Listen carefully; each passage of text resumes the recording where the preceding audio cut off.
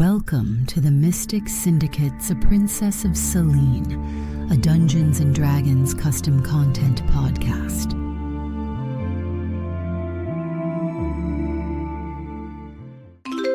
Hey friends, so you have a group but no game master, or maybe you are looking for a group to join. I would like to suggest a stellar game master, Kaz.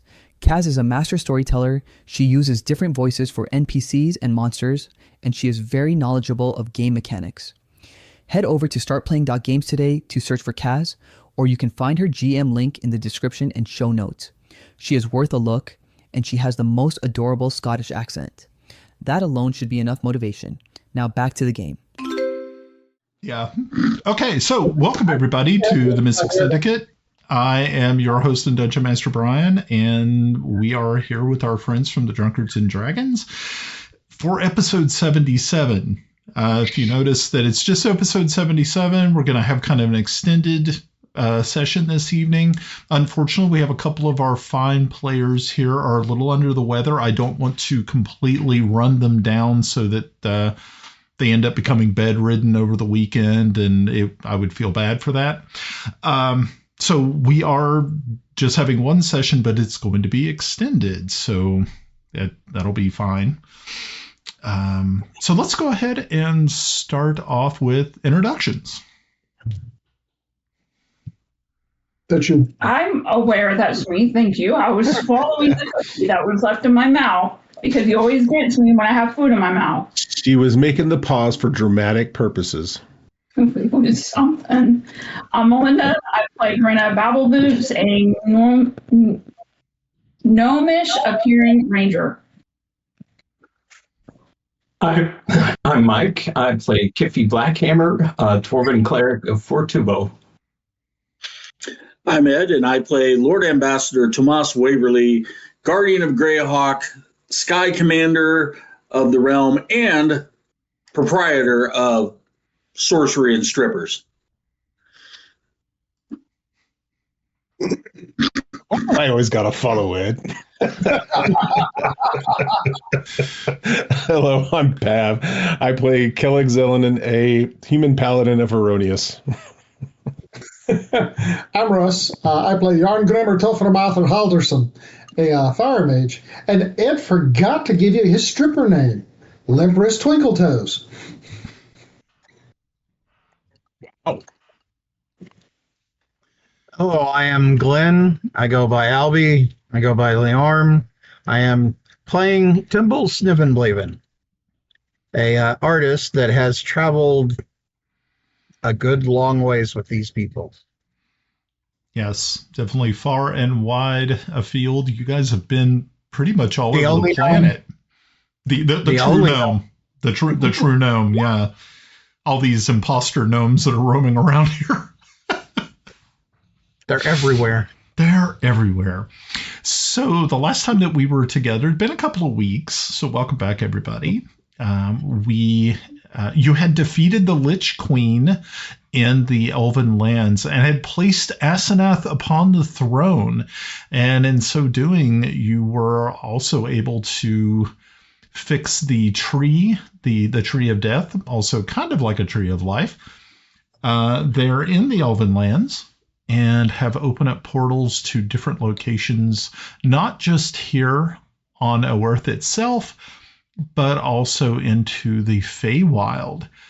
So this adds a little bit more opportunities for you in the future. Now you don't have to worry about, not that you had to worry about going back to the ship to get back home. You could just pull a yarn teleportation thing, which works out really well. So, but I think that's actually where we kind of left off. You all had decided to stay the night in the reconstructed castle, and I believe that is where we are going to pick up. So if you're new to the stream, if you're new to the podcast, make sure to check out some of the earlier episodes, and you can kind of get filled in on what actually happened and why did they come all the way over to the Elven lands to begin with. And you will find out more if you definitely do that. I was a little bit of housekeeping. I was noticing that we're now back down to 150 subscribers on our YouTube channel. Somebody dropped out. I don't know who they were, but I will find them. No, I won't. I shall find them. Which explosive diarrhea. And it's like, here, drink this bottle of Epicac. I want to see how far you get. No, I would not do that. I'm not into poisoning our subscribers. Maybe our players, but not our subscribers. But other than that, yeah. So, if you happen to know anyone who is looking for a good D&D podcast or stream, make sure to check us out over on iTunes and also Spotify. Just type in The Mystic Syndicate and you'll find us. That is where we will be. We have some new stuff coming up probably in 2 weeks. We have a Dune Adventures in the Imperium. I already have one player signed up for that, and that person is actually in the chat. Jolly Roger is going to actually be participating in that. It's probably going to be a 1 or 2 shot sort of thing. It's not going to be really long, but if it turns out that everybody's having a good time with it, it may turn into something a little bit more. We shall actually see how that works out. Is going to actually be participating. Oh, well, that was weird. Was there a echo? Okay. That wasn't what I was expecting. Alrighty, so let's get back to the game. Okay, so the next morning you wake. Once you have woke and have got your gear and everything, you realize that there's a lot more noise coming from the courtyard and also inside the castle. There are a lot more elves here now. It seems that there are probably close to 50 or 60 elves from Celene. Some of them are soldiers. There are guards. There are servants. And as you are kind of just looking around, checking out all the things that are happening, you see that there are crates of supplies and things of that nature. There is also a few carts and actual pack animals that have been obviously brought through the portal.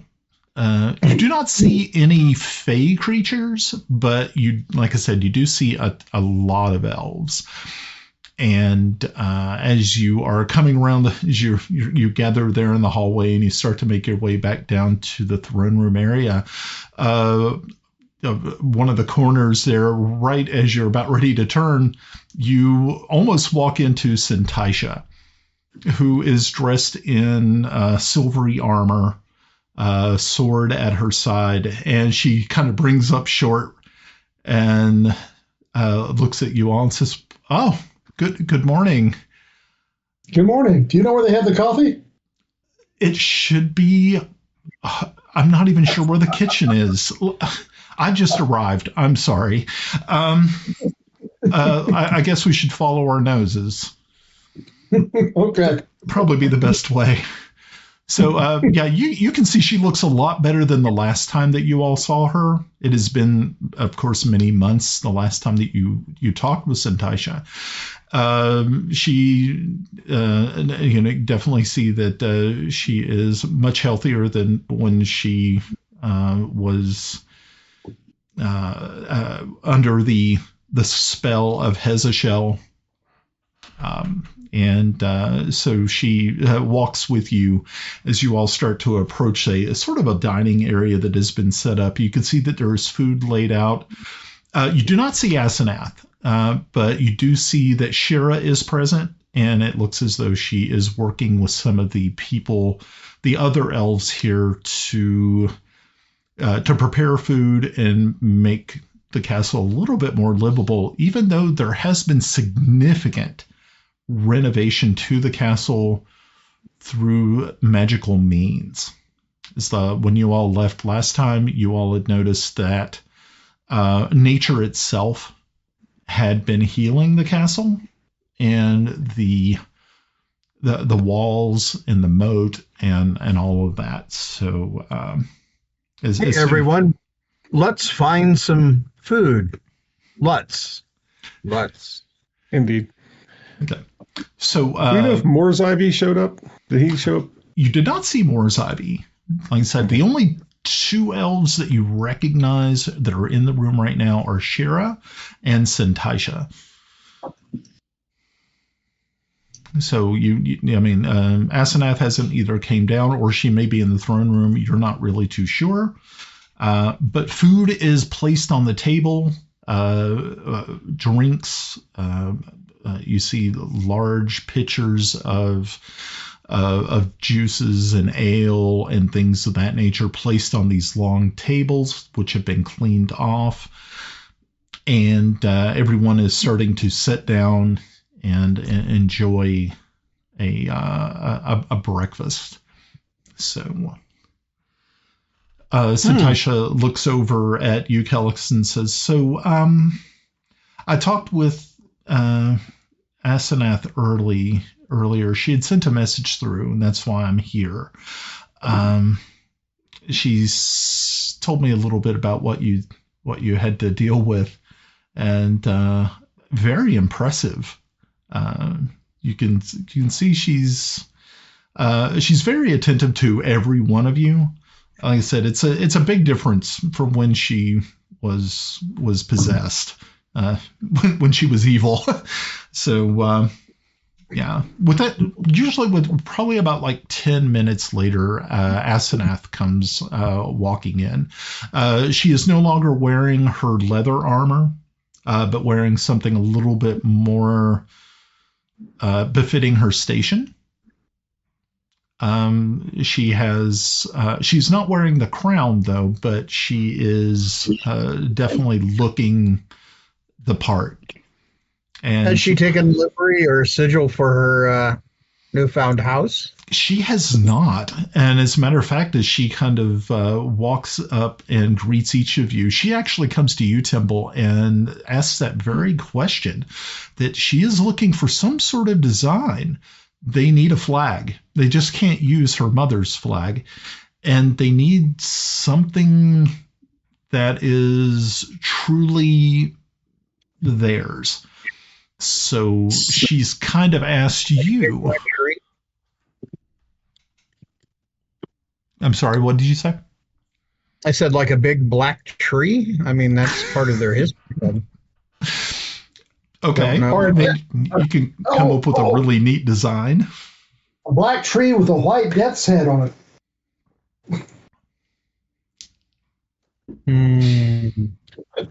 I see Celene is a purple field with a tree.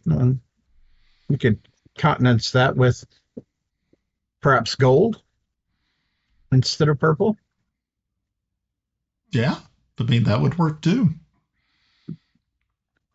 So we probably should donate history and do black for the tree, but we could put bright fruits upon it.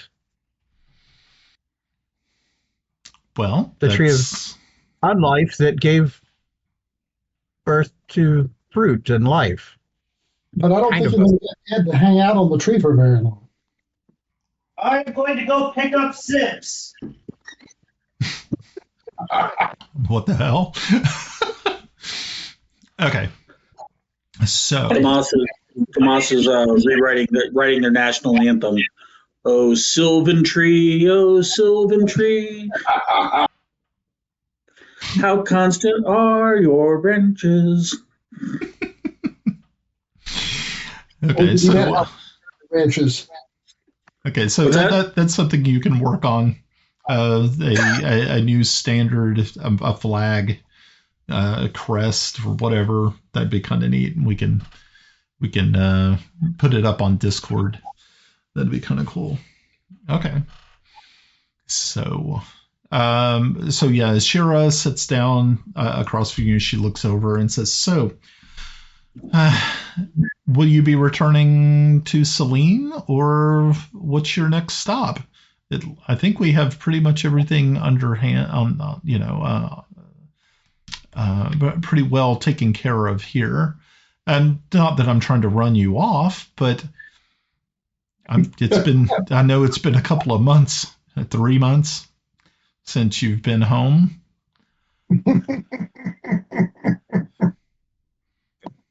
It seems like, I don't know. We kind of, I guess our thoughts go back to what we saw on the dock those months ago. I think we have another task to deal with. So, where do we go? Do we go back to where we saw him? Or do we go to Celene? Or do we go to Kelex? Or do we go... I would suggest going back to your hometown. Yarn, it's a good start. We don't know what he's done there since we've left. And we know he was there. Yep. So, I think that's a logical path. What do y'all think? Yeah. Yep. Kiffi? Yeah.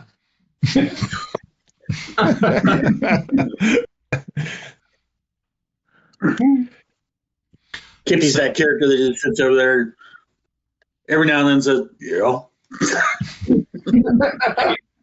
I'm a war priest. If there's not a fight happening, I don't care. Is your name Pierre? Pierre, I don't care. I don't care. There's no fighting going on. I don't care. No, pretty much. Fucking Maurice Slendeck. Anyway. And actually, and kind of going back to our last session, did we consider, or did anybody in the party consider about the Lich Queen? And did anybody know that they have a certain device to return? I think I did some type of knowledge on liches, see if I knew anything from history, and I didn't. So that's why I didn't pursue it. Do we have to return something? What do we have to return? I didn't. No, we had to destroy the box that held her soul, which we did. Yeah. Yeah, you all took care of the phylactery, yes. Oh, that's right. We did find the phylactery. It's been a few weeks. If you remember, it was inside one of the eye sockets of the statue that you all had pretty much chiseled the gems out of. Kind of a throwback to what is it? Yay. First edition. Player's Handbook. Yeah, Player's Handbook. Yeah. That was a bad perception check not to make. Oh. So yeah, you all were able to do that. Okay. Well, we're all ready. Let me know, and I'll get us home. All right. Well, let's finish our meal first. Have some coffee. Wake up. Yeah. It's not the same time on that side of the world. So what was it? It's not the same time of the day, right? On that side of the world. That is true. You are almost completely on the other side of the planet. It's not nighttime there. Yeah, so you all would be let's say that it's right around probably about an hour after dawn here. So yeah, you're looking at what, like probably, I memean, it might be relatively late. So you all sit down with your elven companions and partake in the meal.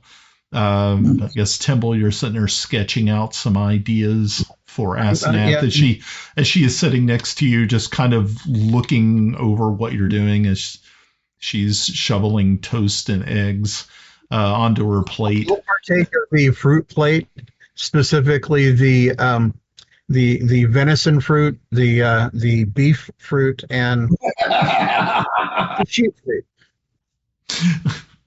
The cheese fruit. The biscuits and gravy fruit. Yeah. Gotta have biscuits and gravy fruit. Ooh. We are in the deep south of the Elven. You're in the deep south of the Elven lands. I'm not having a problem with that one. Let's all go to a Waffle House. Gotta watch out. If you want to get in a fight, you should go to the Waffle House. I actually ran there's currently a Waffle House. There's currently a 24-hour eclipse going on at the Waffle House, and strange things are afoot at the Waffle House. Bless your heart. I actually read those books last night.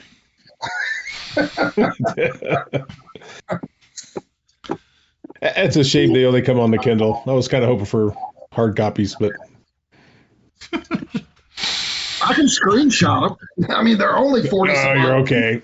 You're all right. Good times. Okay. So conversation goes back and forth of what you've done. Also, getting a little bit of information about how things are going back home, and things and that type of conversation. Those are the conversations that you're really having. Nothing really deep, or I mean, of course, everything is interesting, but it's not like life or death situations that you all usually run into. So you're saying we have some downtime? A little bit of downtime. Yeah, no one is knocking on your door looking to give you a quest, if that's what you're asking. That's a first. How odd. I know. Well, it's coming to an end. Yeah. So I also want to try to set the time period because it's very important. So right now you are, it's kind of almost winter time. I mean, you all have been doing this for a while. I think this is our second, almost third year of doing this. So we're in the winter time. It is cold out. But it hasn't started to snow here in the Elven lands yet. But of course that might change. You're not really too sure what the weather patterns were when the tree was infected with the disease that had kept it dormant, or actually almost killed it. I mean, you know that there is a crispness in the air, and you finish with your breakfast, and you start to. What would you like to do once you get done with breakfast? I mean, I guess. How far away from the tree are we? You are about 6 hours away. Oh, nah, that wouldn't work. Okay. What were you trying? What were you thinking? I had to know. I was going to go get a branch from the tree. Oh, actually, I think Timble grabbed a couple of branches, if I remember right. Yeah, because that's what Timble would do. Yeah. But most of the branches I really wanted were the ones that were on the ground that were to the dead tree. Yes. Yeah, he didn't make a live cutting. He was just picking up fallen branches. Okay. No, I was looking for a live cutting. But oh well. You can always cast fly on yourself and fly over there. Yeah, but I don't want to do that. I'd be willing to take you on Stormmain if you want. Perhaps it's not that important. I was just going to carve a wand. A druid. See if you could get something. Yeah, maybe we can get one of our airships from again. Get my airship. It's not that important, guys. It was a So not that important, guys. It's important enough that you asked. We're trying to be nice and help you.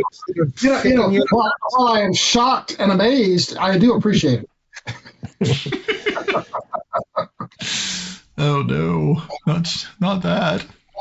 Okay, so yeah, I'm putting this in your hands. What are you going to do? What I've set the scene. So, all right. Yes, you've set the scene, but there's the exact opposite of railroading. Well, I know the time difference is going to be different, but maybe leaving sooner than later. But has that probably stopped you? thing. Has that ever stopped you in the past? No. But we can always change. Oh. We have hope. Do I have fireworks? Fireball? Fireball, yes. Ooh. It's kind of a firework. That would be a hell of a firework, wouldn't it? All right. I put up a little. Well, I guess the question is when do we want to leave? Do we want to leave straight away after breakfast, or do we want to take care of any matters we feel necessary that need to be done before leaving? I have no further business. I would prefer to handle things here, tie up any loose ends, make people happy, and then head out, because I don't want to have to come back here for some little thing that we forgot to do. I'd like to do that. I want to tie up loose ends. And yeah. And I once I get the livery kind of settled out, I will ask Asenath if I might wear that livery. I'd like to be a distant part of her house and tell her how proud of her I am. She of course readily agrees. She says, "I would love for you to be able to wear that up upon a cloak, or even if it's just a pendant or something that would make me happy." Wonderful, wonderful. I have dubbed it House Belmeadow until we know otherwise. You see both her, she looks up, and also Shara looks up, and Sentisha does as well. And it's like, you can see that it's a genuine pleasant smile, and a nod of agreement. They're like, yes, that does sound good. And there's a first run. I thought Timble didn't want to tie himself to any particular place. Welcome, new Chancellor. World. He does have experience. If I have to run to Ferry, I will. That is true. He does have experience. I mean, he was a very formidable chancellor for Bissell for a very long period of time. Yeah, you have those accolades to fall back on. Great, I have a history. All right, Lord Tomas, what do you think? Should we hang out here for a bit? You're muted. You're muted. You're muted. One of these kids is not like the other. Yeah, if we're going to be here for a while, and I think we should, Ambassador Waverly is going to reach out to the consulate here and inquire where is the nearest airship, and can it be dispatched here? Is there a consulate? We're still less. I don't think there's anything here. Yeah, there's really, I mean, other than the castle, which has been has definitely been has had work done to it, both magical and non-magical. But the rest of the land itself is still being reborn, is probably the best way to put it. Got it. You haven't been back to the little seaside village yet. You're not really too sure what is happening on the coasts. You do realize that there are other small villages, but probably that seaside town was probably the biggest town that they had. I mean, at one point in time, you kind of think that maybe there had been a lot more people, a lot more elves here, but it's not really, they don't really know how long. I mean, you can ask a local how long this has been going on. Generations, obviously. And what's the name of this place? That's a really good question, my friend. I think Kelex was. Somebody write it down. Good. Actually, Kelex he's really interested to know exactly where they're at. And I don't know, would there be a library in this place? There's not really a lot here inside the castle. Either many years ago, everything was either stripped out of it or just things inside were destroyed. You don't really find anything of historical significance other than the ancient throne room with the throne and, of course, the crown that sat upon the head of the Lich Queen for who knows how long. But okay. Hey, Yarn, do you think your conclave would be wanting to send a representative here to maybe take on some duties? I'm already working on that. Yeah, they will need a wizard. Yeah. So with the ascending spell, I'm thinking about sending a message to the yeomanry saying, I get 25 words. We don't know what the Lich Queen city's name is, but send airship at once with a new ambassador, a cache of seeds, and our finest farming advisors to restore growth to the city, to the Lich Queen city, whatever the name is. We don't really know where we're at. That's the thing. How do you? I don't know. I guess that's, we don't really know exactly where we're at in this world, right? Yeah, okay, I mean, if you really kind of think about it, really the easiest way right now to move between the Flanaess and the Elven lands, there's really only two ways. There's Yarn, who's really kind of a one-way trip sort of guy at this point in time back to the Flanaess, because he hasn't spent a lot of time here. But and the other way is through the tree, which has the portal open up in it. Speaking of which, I know this is not a normal spell.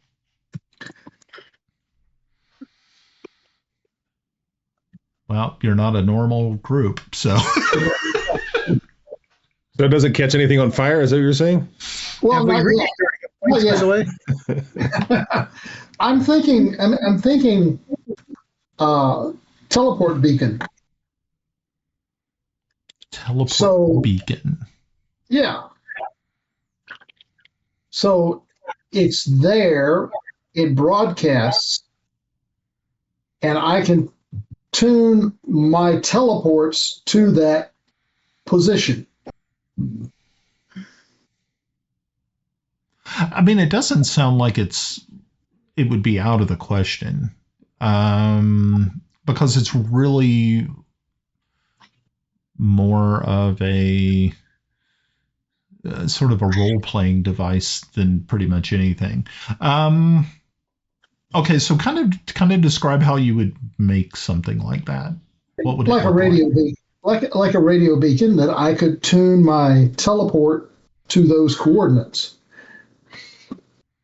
So anywhere you left one of these things, you would be able to kind of hone into it.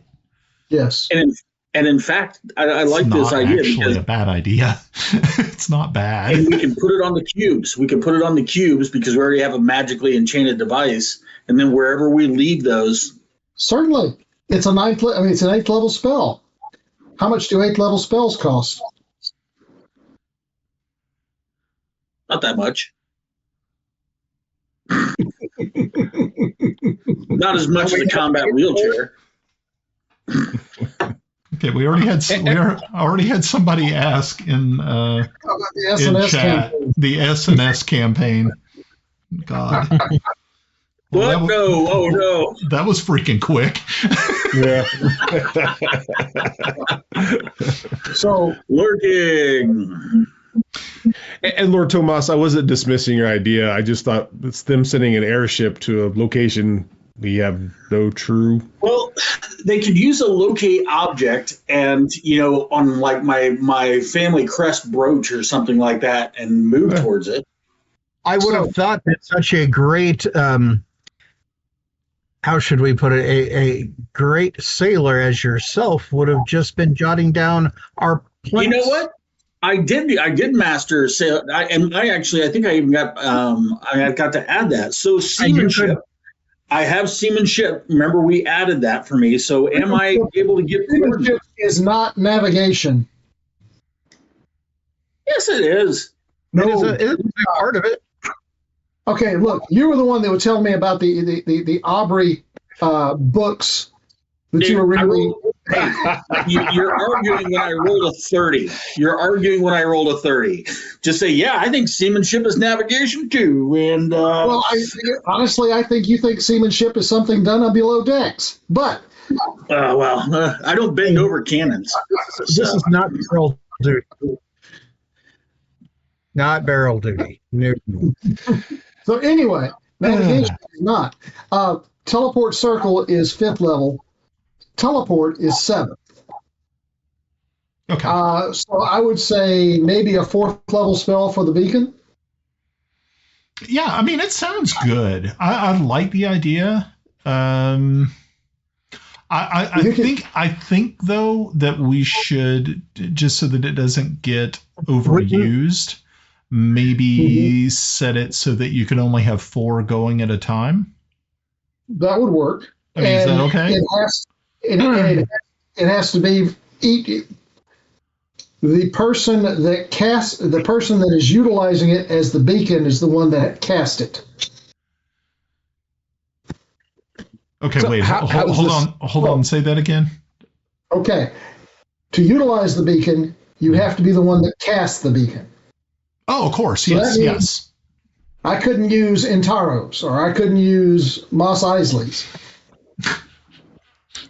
Okay, no, that's good. No, I like it. Yeah, let's go ahead and run with that. I think that's a really neat item, and it definitely falls within your abilities. So yeah, let's do that. Let's make that canon. How long do you think it's going to take me to do that? I mean, because this is a new spell. Yeah.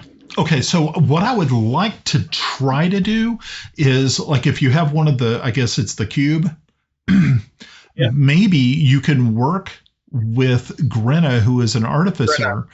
Grenna, I'm sorry. Yeah, Grenna, not, yeah, right. Who's an artificer to actually finish off the mechanical part of it, and then the spell will only take an hour to cast. I was thinking it was more of a geographical feature as opposed to an object. Oh, okay. So we're not using the cube. I like the movable object. We can take it with us. Yeah, I was kind of thinking it'd be kind of cool to just take it. I mean, like anytime if you just need to drop it somewhere, and you can have 4 of them, and you can make 4 of them. Which I actually have 4 of the cubes left out of the original 7. I mean, I'm going to leave it up to you. I just thought it was really kind of neat that you could have 4 at a time, that you could just drop them wherever you could. It would be like you're casting permanency on it after that hour. So wherever you take this thing, or if you just leave it here, I mean, you can just leave it in the top of the tower, here at this castle, and then you would be good to go to use it anytime you want. But the whole thing is, if it's a device or an object, somebody can pick it up and wander off with it. That is true. And I would have no guarantee that I knew where I was going. That is true. Which is why I went with geological formations. Okay. Or like a castle, or or a huge ass stone. A huge ass stone. I do like the idea, but then I also like the idea of being able to just like screw with you later. Yeah. It's one of one of my favorite things. Okay. So This is Russ? yeah. Would you need to perhaps step up and petition the what is it? The Crystal Citadel to Conclave, yeah, whatever they are. Bunch of nerds. Says the painter, the art bag. I am. And petition on behalf of Asenath, you should get her approval, as well as the appropriate paperwork, to go to Greyhawk and petition them to provide her a court wizard, preferably of Elven. First off, does she want a court wizard? That's the first thing we have to figure out. Second thing we have to figure out is if this is something that she wants to do, or she wants us to do. Because Mos Eisley might have an apprentice that he wants to fob off on somebody. Well, then she would need to speak to him about that, but I think that's something that we do need to speak to her about to get going sooner than later to support the growth and rebuilding of, I don't even know what the name of this keep, castle, town, city that's building up here. I don't know what any of it's called. And I think we need to start forming up what's what and doing the appropriate diplomatic crap. And I'm going to go back to drinking my bourbon because I'm starting to sound like a chancellor again. Okay. Oh, okay. So, Brian, what I would like is to have that spell on a geological formation or large building, one that cannot be moved around, like 50 feet from this tower. Well, if you have it put to an object, or you're able to put it to an object, it's at your discretion what you put it into. You don't have to put it on a pebble that can be picked up or caught in a horse's shoe. You can put it on something like, the Colossus outside, the whole mountain, the tree, whatever. Yeah. What about this brand new sigil? If it's somewhere subscribed on a pillar or the floor. Yes, a sigil. Please, If we only knew somebody that knew anything about art that could paint it with magical implements. Y'all are overthinking this. Not overthinking it. I'm trying to be a little diabolical. Okay. Being creative. I'm just trying to give us a means to get back here if we need to. Hmm. So I guess here's the question I always have: does it can just one of us come back, or would it be? The beacon would be in aid of my teleport spell. Okay. I now have the teleport spell. I can go. It's a 7th level spell, and it can go anywhere. But if I'm not intimate with the area, we have chances of going other places. True. Intimate with the area. That's why I was looking at the beacon, because that gives me a locus to focus on. He's been looking up the skirt of that Colossus a little too much. Okay, so Yarn, I'm totally on board with this. You can pick whatever geographic feature that you want to use. Mm-hmm. That's totally up to you. Of course, like I said, you have a castle here. There's a tower. You could do it to the tree. It's you can. Can we leave the Colossus outside? Well, we don't know if they're going to take it and melt it down. Yeah, I'm just curious. Most likely, it's going to get salvaged. Yeah. But the towers of the castle probably are not going to be taken down. At least in my lifetime. Well, I'm sure that you could also claim a part of one of the colossi to mount as a statuary for, remembrance of the moment we came back and. Yeah, and I can see them moving that statuary from point to point, and it being like 50 feet in the air, and we come back, and it's kind of like... Statue's up. Once a statue's up, it'll stay there, because you'll have backing. It's not, we're going to revise history and take it away. If they do that, it's probably well after we're dead and not going to be a problem for you. Well, the whole point of this is the beacon is only useful to me. Well, I know that it's only useful to you until I come.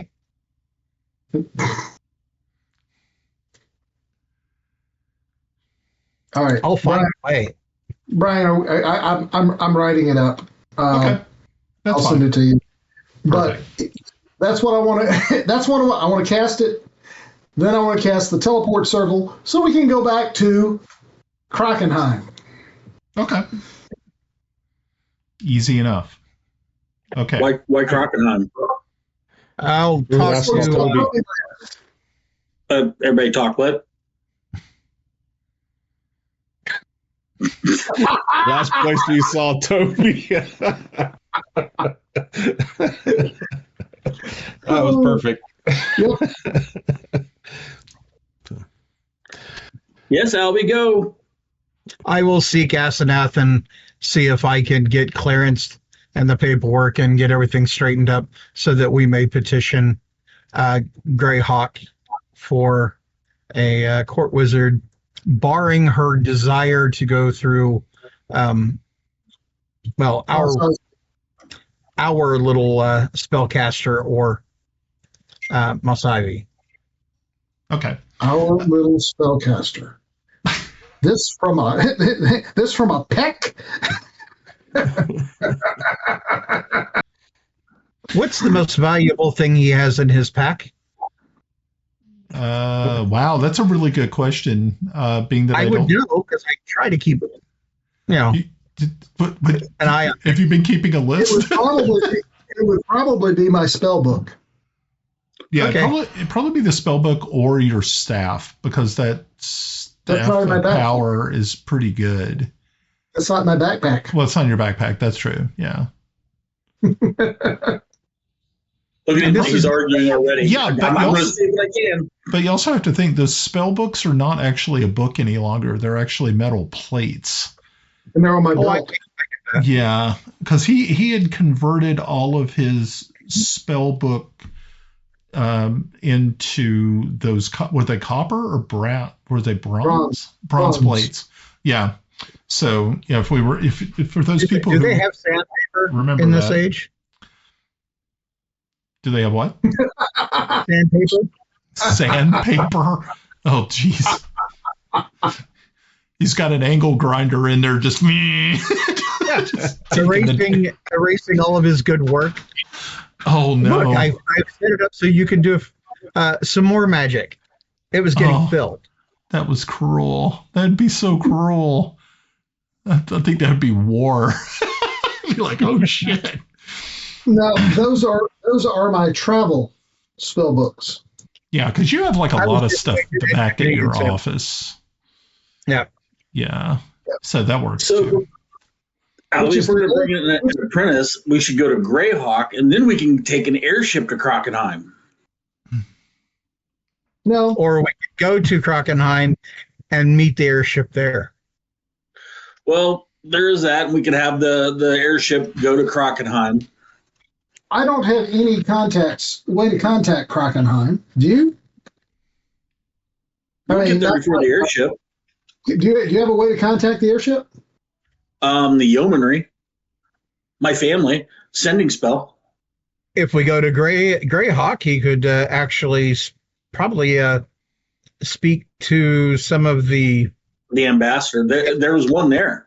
They gave one away, didn't they, Brian? Who'd they give one away to?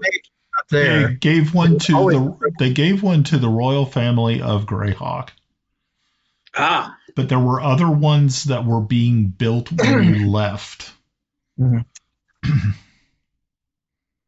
Okay. So, cast the beacon. I have a beacon to wherever this place is. Okay. We still don't have a name. What's the name of the castle? There's really the locals had always called it. They had named it after the queen, who was Elagreth, so they called it Castle Elagreth for centuries. So there's really no actual recorded name, or it had been lost to time. You got to think this place used to have a lot more elves here, but over those centuries, they had. A lot of them had starved to death, and of course their lives were not as long as an elf that had lived in a place like the Vespi or Celene. So a lot of things had been lost. Their history. Which you got to think a lot of it went into just that gigantic tapestry that you found. That was really just prophecy. If you really just look at it, that's all that really was. It was a prophetic story that had been told to them, which has now come to pass. That should be to the castle, shouldn't it? Perhaps displayed in the throne room. I mean, it is probably a good place for it. Yeah, this is now Castle Belmead. What was that? This is now Castle Belmead. Belmeadow? Isn't that what you posted? Belmead? Bellwood or Belmeadow. Belmeadow. Castle Belmeadow. Okay. I'd definitely ask her grace, just to make sure. Well, I think this is. You just needed a handle for it. Oh, yeah. I'll talk with Asenath about that, because I do think that we need to name it, since they have no real name for it, and then Belmeadow is as good as any. Right. Probably better than most. Yeah. And she will agree with you on that point, that it's not bad. It is a family name. It is definitely, it shows well that they're established. And it is well established, and it does show ties back to the motherland. So that really is, and it's important to Asenath as well. So that works out for you. Okay. What are her thoughts on requesting a?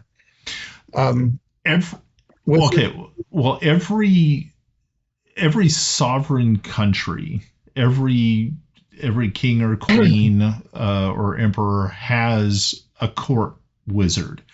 It's a part of the house staff. It just goes right along with a chamberlain, a chancellor. You might have like spy masters or whatever. You may have the stewards. Yeah. I mean, there should always be one. Now, to find one that is either eligible or to find an apprentice that is ready to be elevated, you would have to return to Greyhawk to talk to the folks in the Crystal Citadel to see if there's someone on list. Would she like me to draft up a proclamation for her to sign to request that? And should we talk with Mos Eisley first to see if he has a recommendation? Okay. And who here remembers when Timble didn't want any of all these titles and stuff like that, or these type of duties? And now here he is negotiating, doing the exact fucking thing that he said he didn't want to do. Do you want some sort of patents? I can do that. He's trying to be helpful. Yes, 10 generations back, so I can participate in the tourney. I could. Kelex definitely sees Timble talking himself into something he didn't want to do. I just see people doing what should be done, and no one's doing it. Look, all right, I'm going to Kraken. You want to go? Okay. Well, before we go, so my statement that I'm going to make there, then we're going to send it, is send airship at once to Krakenheim with a new ambassador, a cache of enchanted seeds, and our finest farming advisors. That's my message I'm sending. Send the airship there. And who are you? And who are you? Spies. And who They're are you sending spies. it? Who are you sending this to? My wife. Okay. Okay, then. There you go. I'm going to send a mouse out to Raven, Okay. explaining everything that has happened. And I don't know, she has some means of finding where the mouse has gone and etc. Being able to find her here.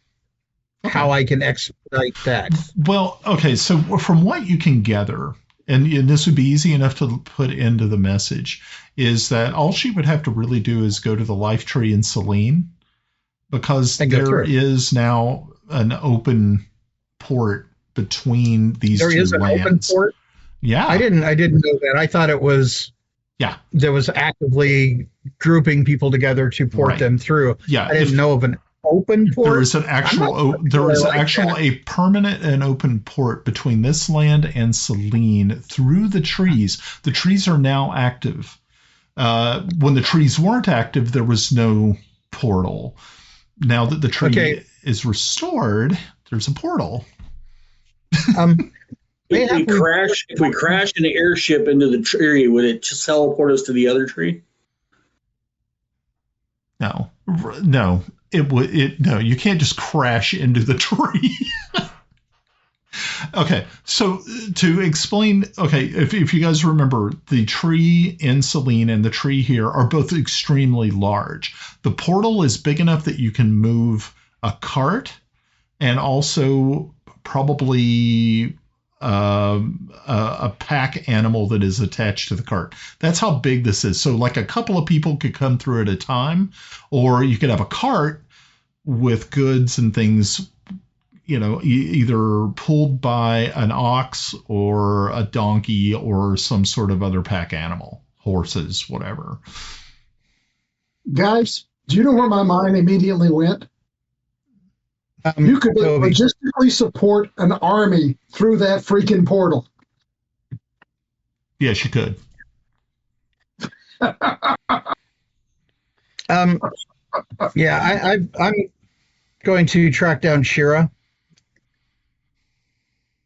and say, we really need to get a handle on that portal. We don't need an incident to happen. We need to have both ends protected. Okay.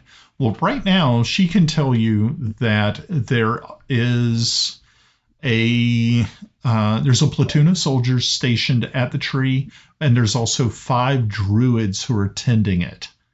So right now, that is what is on the ground.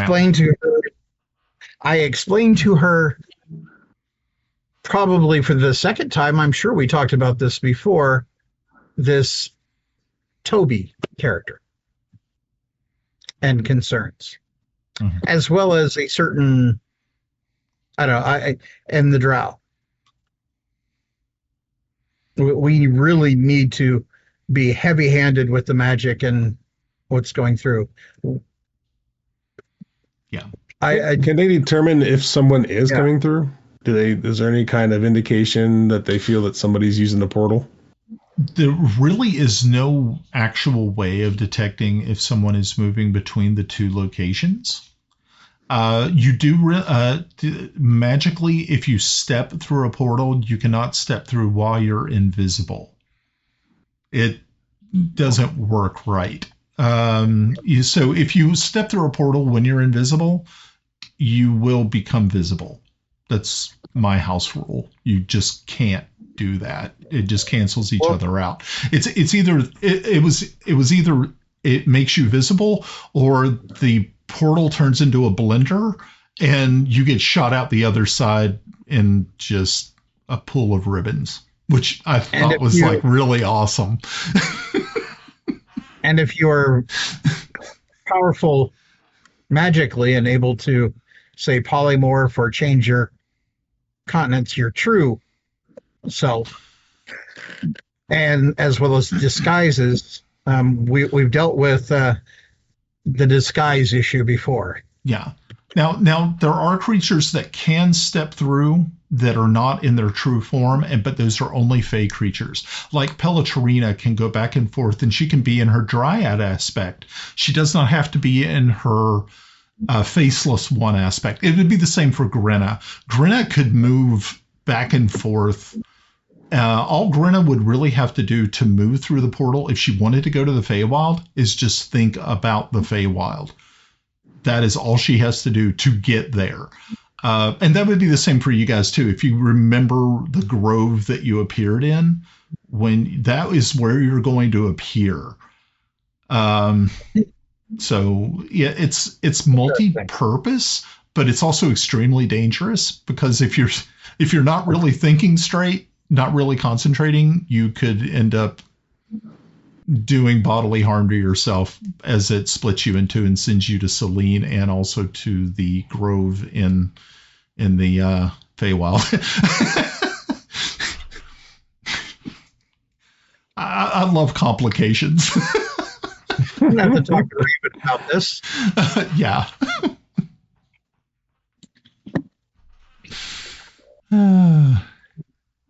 So are we done? Are we heading out? I guess you're ready. All right. Well, we should at least go see Her Grace and bid her farewell. And her signatures. I have the paperwork ready. Yep. Because yeah, she takes the time to sign them. She meets you back in the throne room. You can see now that there are locals who have traveled to the castle. You do not recognize them. You're kind of thinking they're probably from smaller villages nearby that have been restored. But you see that there is definitely a heavy military presence here, and Sintaisha is standing right next to the throne where Asenath sits, constantly monitoring everything. If I could get an audience with them both, I would like to speak to them. Yeah. So I mean that's not a problem. I mean, you are considered at this point in time almost family to the Meadows. To Queen Yolanda to see if she would be willing to split her staff so that you would have people you know and are accustomed to present. That would be a great way. I understand the you're leaning on your mother quite a bit, but it's family. It's what you do. And let's get staff here that you know and are comfortable around. You can't rely on strangers at this point. There's too many dangers. Everything is too new, if you will. She agrees. She says, "Of course, no. That does sound wise." Will your brother be coming? I don't think so. Sintaisha kind of chimes in. She says, as a matter of fact, I'm almost sure he will not be traveling here anytime soon. He and you're gonna need a pump first. Yeah, he and Princess Sabah are finishing their nuptial planning. Good. God, I'll have to see him. Wonderful. Okay. So you all, I guess, finish with them, and you head back out to wherever Yarn was going to cast his portal. You know, I can cast portal twice. I don't have to go where they're going. Okay. You want to split the party? Promises. Split the party. Oh, all right. Kraken High. Cave that way. We're going to end up, all right, guys, we're going to end up in Master Sigurd's office. It may be a bit tight. That is true. It was kind of Spartan But you all had been in there or had been close to it before. So, yes, the portal opens and each of you start to make your way through. Yarn, are you going in last or like you usually do? Okay, I figured it was. At that point, I killed the portal on our side. Okay, cool. So, yes, once again, you all are now inside of the castle there at Krakenheim, right inside of Master Sigurd's office area. And he is not present, but you can see that, of course, magical lighting is illuminating the room, and it and immediately you feel the chill in the air as once again you are in the frozen north. Mm-hmm. I open the door to the office and yell, "Guards, squires, prepare for battle!" What? Okay.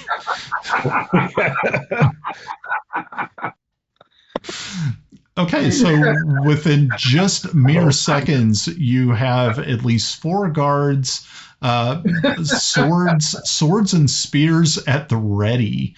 As others, you can hear footsteps running down the hallway as fast as their feet can carry, and they are now assembled out in front of the open door, looking at you puzzled, and with just probably another 30 seconds, your sister runs around the corner and she says, "I thought I heard your voice." I've always wanted to do that. You have heard the boy that cries. She just looks at you and says, "So, is this a drill, or are we going?" Stand down. You see them kind of relax, and you hear one of them go, "Aw." Who's that man? Who's that man? You're coming with me. Good charge. So she said, she looks at you kind of, she looks very happy. She's like, "Oh my gosh, I'm so glad that you made it back."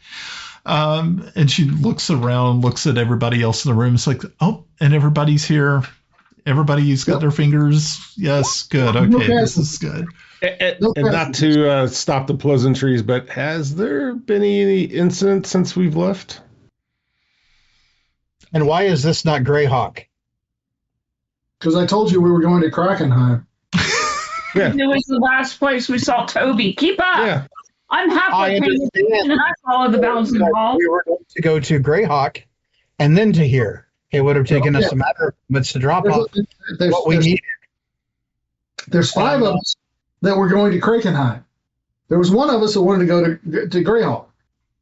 There were 2. I said before we jumped into the portal, we're going to Krakenheim. You're fine. The roll is out there. We will get there. Trust me. Point stated. Okay. There are 3 things I must do in Krakenheim. Okay. So we understand your need to get this done. However, I think our priority is our friend that we had seen on the dock when we left. Well, make sure things are okay here. Dropping something into the mail slot and then coming here wouldn't have been too much of a bother. Mail slot. Matter of, 2 to 3 minutes would have really. Well, look, it's not ended yet, so the 2 minutes would have been fine. That's all. I just wanted to drop off paperwork. He's really into that chancellor duty thing. I don't know. Okay, so Sif looks at you. So Sif looks at you, Kelex, and says, "Lord Kelex, I am not sure of what we have not had anything occur recently. No more poisoning of wells. No. People disappearing. No. Everything seemed once you all had left. It seems as though things had started to return back to normal. Not that we're blaming you, I mean, because it was happening before you arrived, but But things have gotten better. Are they to the same point before all the stuff started happening? Well, we haven't had it. Go ahead. We haven't had any unexplained deaths or poisonings. There hasn't been any strange finger bones that have appeared in the well or near any of our food stores. So I feel confident that I can tell you that nothing has occurred since your departure. Interesting. All right. Guys, do you mind if we wait 12 hours before we go to Greyhawk? Well, considering you're all right, it doesn't really matter, does it? Well, I'm asking. I'm not saying. I'm asking. You can do whatever you want to anyway, so it doesn't matter. No, I can sit y'all on, and I'll be back. I agree with the changeling. Oh, fine. Fine. We're splitting the party. No, we're not. Get me on that sky ship. Get me there. No, I find it interesting that we saw Toby on the docks, and yet I don't find it interesting. Here I is find a it mist. a negative portent. I think we need to go through individual staff, kind of maybe, I don't know, if you've got some magic that you can do that would help you kind of find him or point him out, because we do know that he can, well, do we get still have the bone that we found in the well? I don't. Sif does. Didn't we put it in the dimension? Mm-hmm. Yes, Yeah. we did. Speaking of which, I probably need to pull that out. All right. Comes Toby. I was going to say what she said, but never mind. All right. I retrieve the box. Okay. Okay.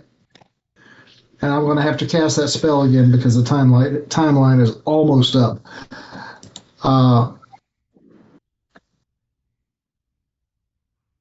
So he gets carried with us for a little while. I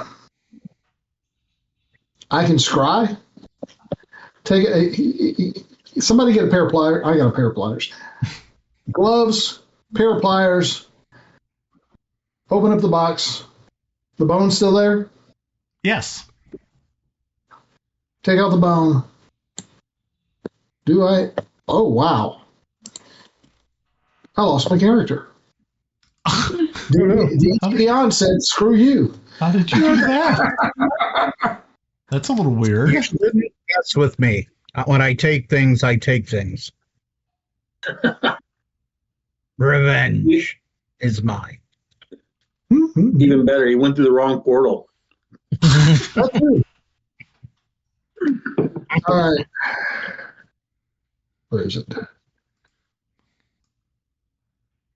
I am looking. There it is. Okay, I need a DM ruling. Okay. In first edition, in Extremis, you could cast a spell from your spell book.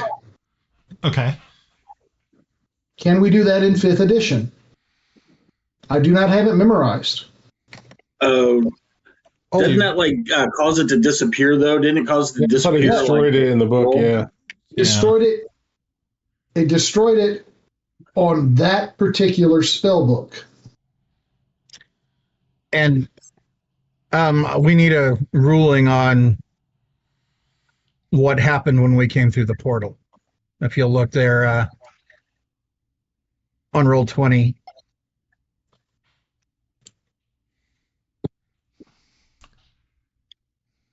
Okay, what happened to it? I rolled when we came through, and he said we were here and not in Greyhawk. Yeah. Sleight hand of 29, and I said what I was doing with it. Oh, I see. Yeah. Oh. Mm-hmm. Okay. So he would require a roll. Yeah, it would be probably a perception. So Yarn, give me a perception check. Oh boy. That's not a bad perception check, but I don't think that was pretty good. But it was a tight area, as he said. Yeah, it was pretty tight. Tight enough. That's what she said. Yeah. Okay, so wow. Okay, how am I going to do this? Exactly. Yeah. It's how are we going to play this one out? Okay. So Yarn, as you I guess go to retrieve, because you said it's on a spell book, but you don't have a spell book on you. You just have your plates. That's correct. The spell book itself would have been probably back in Greyhawk in your office. Yes. Okay. Right. So what he's talking about, he's trying to take the plates because he's seen me use those. Right. And they are several large plates that ring my waist. Oh. Okay. Ooh. Okay, so I would say that it would probably have been there should have been some sort of difficulty to that then, because if they were physically, but then again, I mean, Timble is, even if you add a +5, which would be a significant, I would still have it. You would still have it. Yeah, even if I gave you,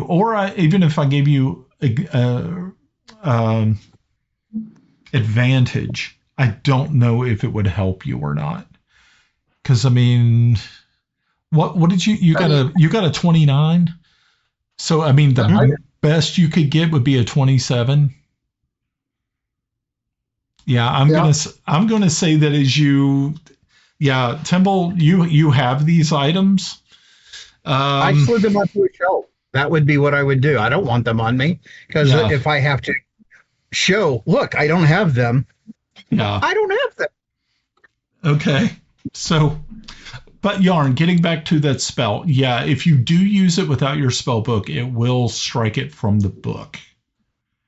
That one spell. You're not going to lose your entire spell book. That would be ridiculous. No. Well, he's asking whether he loses it from the metal plates versus the book in Greyhawk. Mm-hmm.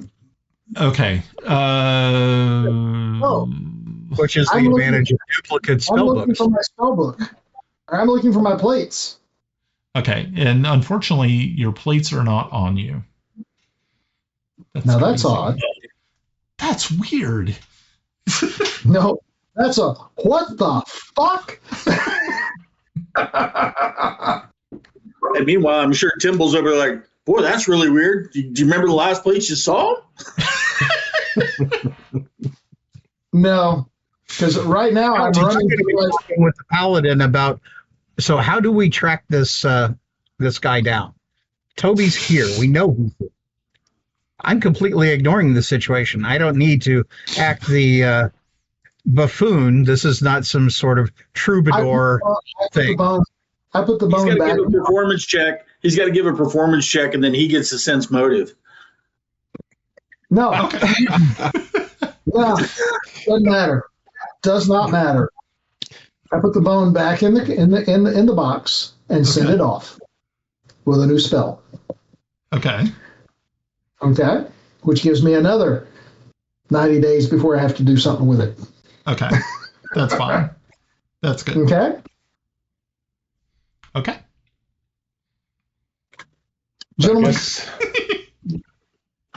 I've lost my spell books. What? I've lost my spell books. I had them when we came in through the portal. I thought it was in Greyhawk. The ones he wears around his waist. Timble, you may notice that the bronze plates that normally ring my waist are not there. They clang and make a lot of noise. Just so as you know. They do. But I'm not into stealth, am I? Well, no, but you're all about being a target. Do you remember did you have them on when you came to the portal? Yes. Wow, they must have disintegrated. You know, Timble, the more you talk, they're over there.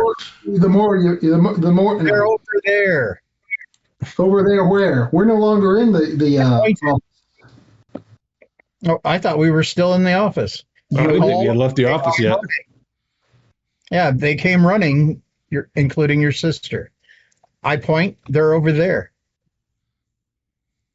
I wonder how they got there. It's crazy. I put them there. Oh, geez, just pull out and see who has the biggest penis by now, and let's move on. No, this isn't a dick measuring contest. It sure sounds like it. No, this is you're a changeling. You can beat them. This is once again. That is true. Timble yells at me about being trustworthy. I yell at Timble about being trustworthy, and whatever. I retrieve my plates, put them back on, and then I continue with the action that I was going to do in the first fucking place. Why do I feel like I'm running a kindergarten class? Perfection. Yarn, how long do you need? Longer now. Give me a minute. I got to find it on the doohickey. Kiffi, do you have any way of perhaps divining where Toby is? Is he still in the city? Is he gone across the world to another place? Is there something that you could perhaps see if your deity's on your... is he in your 6? I can cast divination, but it's just yes, no questions. Is he still here? Is there a trap here from him? I don't know. What can we do? I think I trust your sources more than others. Keep using this word trust. I don't think it means what you think it means. I cast a spell. It's a wisdom 19 minus 15. Okay. What does that mean? He's got to roll a 5 or higher. Yeah. Nice. I think that'll work. Yep, that's good. Well done. Looking for Toby. Okay. Where is he? Toby. Basically, it's within 10 feet of him. Right. But I think he also gets a chance to detect if he's being scryed upon. He does. Yeah. So I think that is an opposing wisdom roll, I think, if I remember right. It's been a while. Then the modifiers are minus 15 for him. Okay, minus 15 for him? Okay, cool. Because I have a body part. Would that be like a divining rod kind of situation? I'm looking to see where he is, what he's doing, and all that kind of stuff, as opposed to... Divining his location, you're simply trying to look at him. Yeah. Yeah, because I'm trying to think, is it just a wisdom check or is it a wisdom savings throw? Wisdom. I think it's just wisdom save 19. 19. Okay. Minus 15. So 25 minus 15. Yeah. Okay. So yeah, he's not able to detect your scrying ability. But yeah. So what you see is so when you're scrying, you can actually kind of see where he's at. See and hear him and the location, and that it's kind of like, if somebody was to pop into being 5 or 10 feet away from where you are. Right. Okay. So very good. So as you do this, you see that it looks to be just kind of like a wide, or not really wide. It's probably about a 20-foot wide by 50-foot long chamber. At the end looks to be some sort of like strange sort of altar. There are items placed on the altar. You can actually see Toby And he looks horrifyingly just terrible. I mean, he's just like sunken in eyes, just really what you were expecting. Resting on the center of this altar is a skull, and you see him just pick it up, and you can see that his eyes are now glowing this strange sickly green light. And he takes it and he places it upon his head like a helmet. Yeah, because he was a kinder. Okay. Kinder. You see him just kind of quickly look around. He starts to kind of rifle through some of the things that are on the top of the altar. You can see that they're around the altar itself. It looks like skeletal remains. It also looks like armor, weapons. There's coins.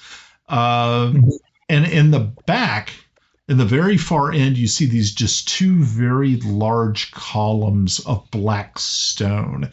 And you can see these silvery lines are running through them. And it looks as though they are pulsing with some sort of energy. Okay. It does not look familiar to you at all. There's no place in Krakenheim that has such a location. Okay. Timble, if I describe it to you, can you draw it? Yes. Okay, I start describing what I'm seeing. Okay. Yeah. And he's wearing a fucking skull as a helmet. So it would be a human skull, maybe, or it's really strange. It's really strange looking. It looks as though it has. You would almost kind of think it's kind of almost like tiefling-like in shape. Ooh. So Toby's turning into the Kurgan.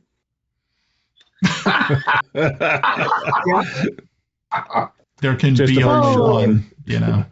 There can be only one Toby. All right, so. Thank God. And once I get all the information and have described it to Timble, I'll let the spell go. I ask about the armor, any specific design, something that we might be able to know the age, perhaps livery or anything that would appear on those. Yeah, there's actually one piece of, it's a shield, which is kind of propped up against the altar itself. And you immediately recognize this yarn as being the, it's a unicorn, a white unicorn with silver inlay. It is a Celene shield. Yeah. I got a bad feeling about this. Yeah. I like All right.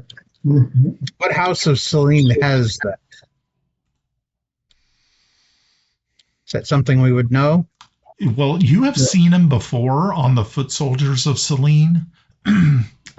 Their shields have the same the same design etched So upon them. basically, the infantry, that's a Celene infantry shield. Yeah, it would be a soldier, a warrior.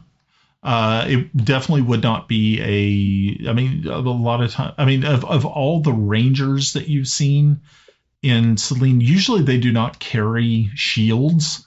They may have like a small buckler, but they never would carry something that heavy. That's something that you would see someone like Val would carry. If he was doing like practice on field practice with swords, but even he would not carry one of those because he is the general of rangers for the most part.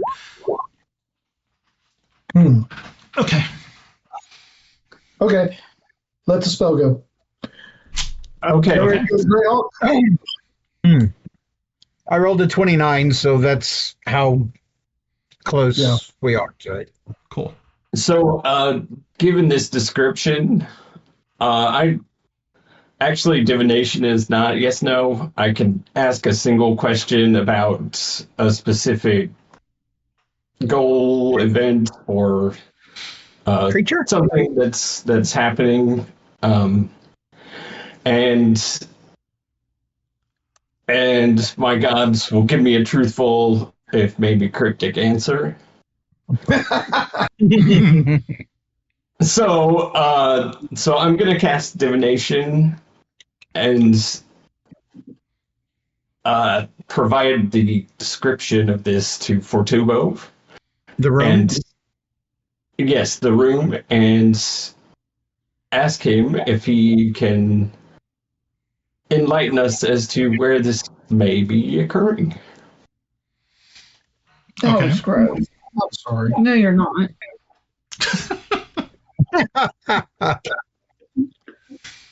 Again, a truthful but cryptic answer.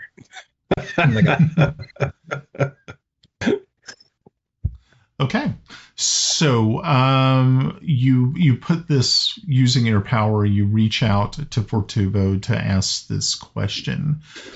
And just within just a few seconds, you hear his voice ringing in your head, and he says, Kiffi Blackhammer, the creature that you seek, this Toby, is in a place of complete darkness to the gods. I have no way of being able to see his exact location. There is a darkness that is emanating not just from the area, but also from Toby himself. I'm sorry, I could not provide you a location.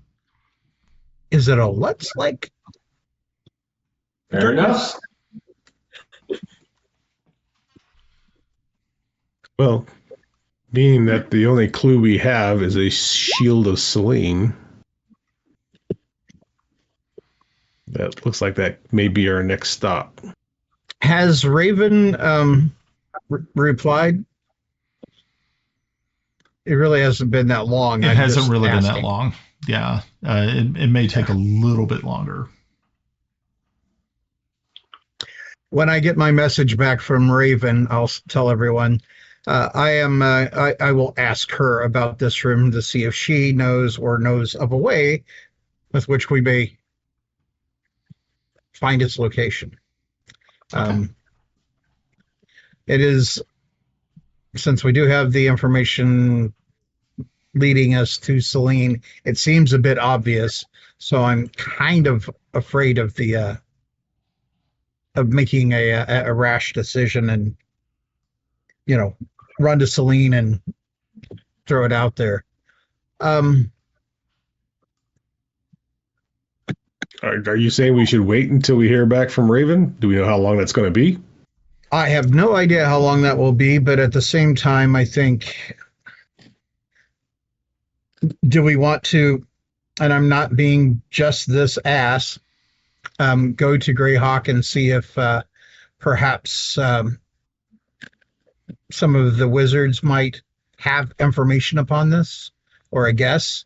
Because tying a black darkened room with pulsing columns with silver veins running through them, and that shield and an altar and Toby and a skull, all of that together. I think more people need to know about this, but that's my own belief. I think the wizards need to be aware and concerned. Ayuz? You just want to drop off your mail. There is that, and that there is a truth there. But these are the learned people. These are the nerds. They should know more about this than we. We're quite... Did we good get any more information from Santasha? Do we determine if what she had gone through had any connection to Toby through the hag? You didn't really ask her any questions concerning that. I think you all remember just still reeling from the carnage that was wrought by the demon after you'd fought, and then of course having to quickly make your way to Krakenheim. You didn't really get a chance to chat with her about those sort of things.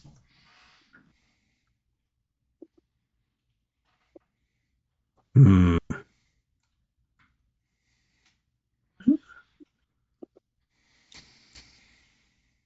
don't know what's our next step. I mean, if we go, I guess we, if anything, yeah, if we go to Greyhawk, we can at least maybe get some more details if we get any.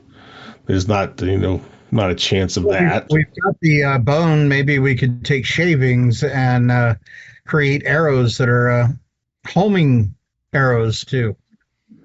Toby. Yeah, I'm really looking for Toby slaying arrows, but Toby slaying a shot arrows. in the heart.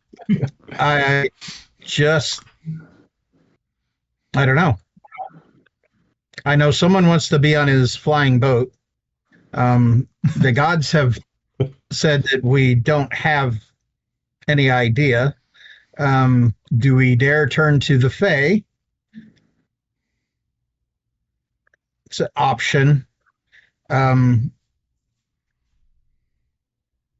you have your own path of the gods. Maybe you might get some information as to the room. I can commune with Heironious. However, from what Kiffi has stated, they said the gods are not able to see. We're not looking for the room. We're looking for some information on a place that has, black. I don't know if they're obsidian, or just black basalt or whatever. These stone columns run through with silver, pulsing, in a room with the altar that is really sus. So I don't know. I'm just trying to see if anyone has more information to add to it. And with the drawing, did you add any inscriptions? Was there anything in the drawing? I guess I asked Brian. Was there any kind of inscriptions on the drawing? On the stones? No, there wasn't any. What about the weapons that he described? What did we see? Just the usual swords of many makes and designs and there was definitely several javelins. Yeah. So I mean, whatever had actually transpired here, it took the lives of probably hundreds, maybe even more. Well, there's a nugget.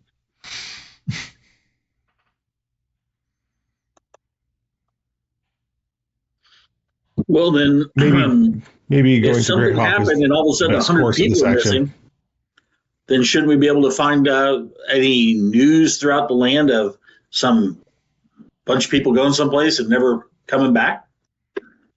In a fantasy kingdom world where, yes, people take... And we don't know how old those bones are. I mean, they could be hundreds of years old. And, No, Toby's only been in his state for a while. What if he created that?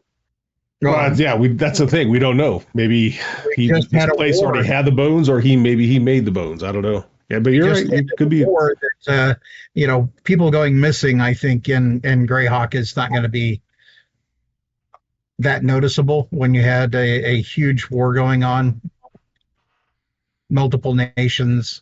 I wouldn't trust that kind of intel. I think going to Greyhawk. I think our best course at this point is to go to Greyhawk.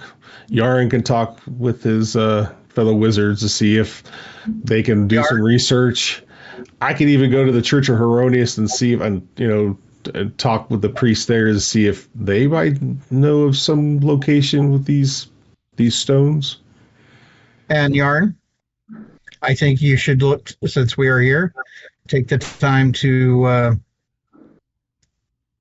ensure your own trust, your house, your people. Make sure everyone is safe. Get them up to, well, let them in on our little problem and tell them what they should be looking for beyond someone who's my size running around dropping their finger bones into wells. You're muted, Járn. Thank you. I appreciate that.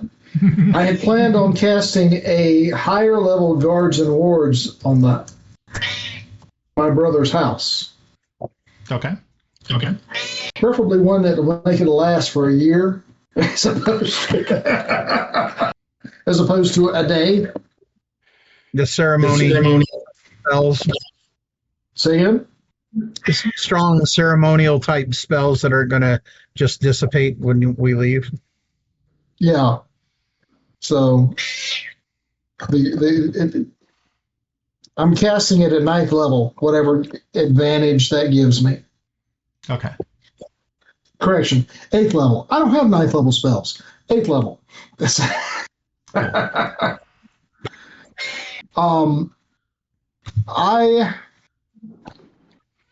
Brian, did you see what I posted in Roll D20?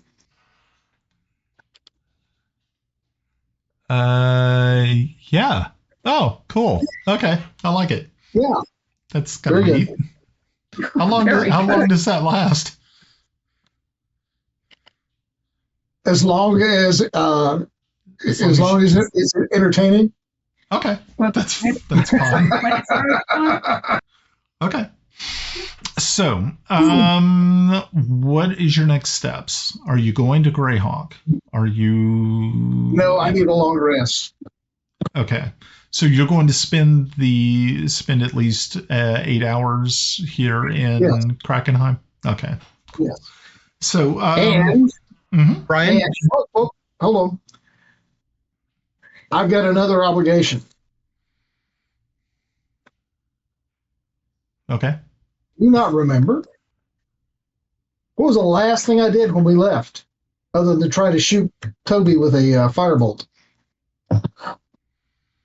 Didn't you have a girlfriend or something? The program delusion. Oh, that's right. Program delusion. So I have another obligation. Okay. But we need to take a long rest. Are we all good on that? All right. Okay. Very good.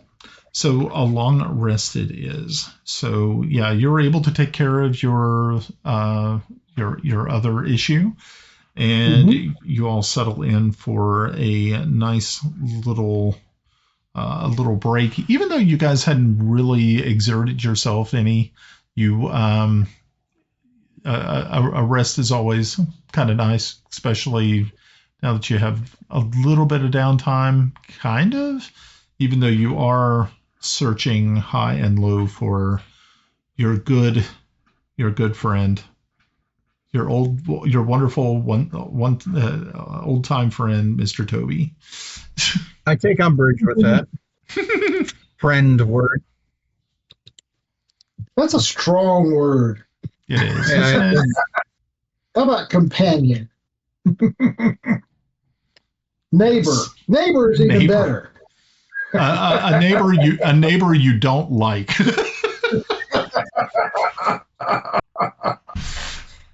Maybe not a neighbor you wish ill on, but you just don't want to see them ever again.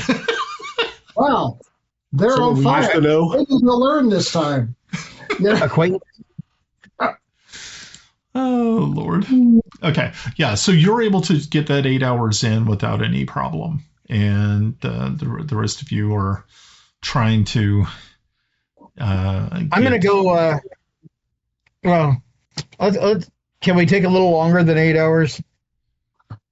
Yeah, I mean, it's really up to Járn. I mean, he's kind of your ride. Yeah, I would like. I had things I had to take care of. Once they're taken care of, I'm good. I kind of like to sneak through the castle just to see if I can see anything that can be concerning. I mean, a lot of people say that they've looked. I'm really going to look There's a problem with this. Yeah. The guards and wards I cast hide doors and fill everything with a mist, unless you're of the household.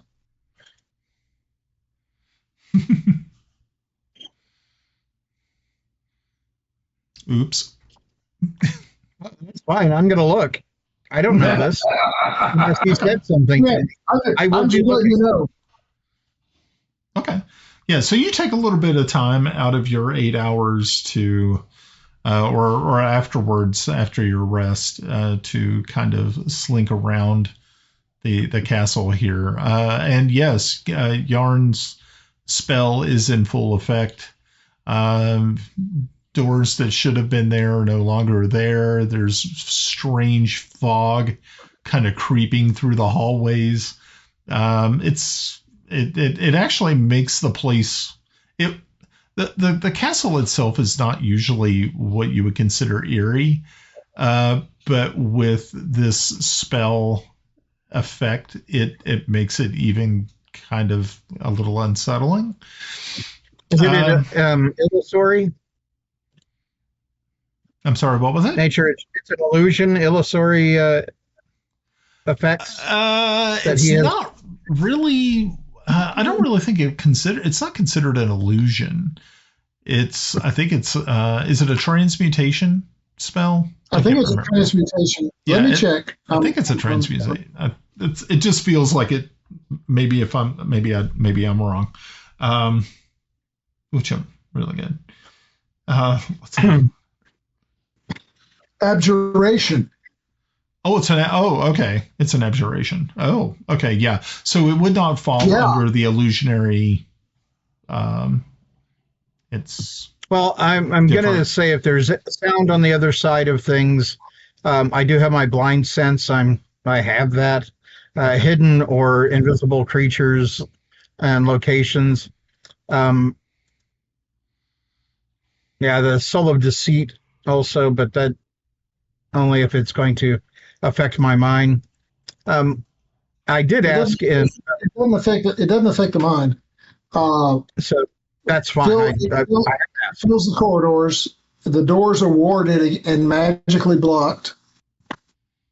Stairs, webs fill all the stairwells. I like that. There are random dancing lights. And there's a couple of other things that I can put in, but I'm not going to put them in, like Magic Mouth and Stinking Cloud. Oh, those are beautiful. Guards and wards is shit, man. Yeah, that's pretty cool. Is there a way that you could probably set something like that up to be triggered by a secondary party?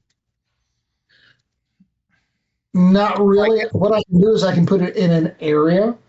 If I cast it one time a day over a year, it becomes permanent. Cool. Yeah, I love guards and wards. They're great.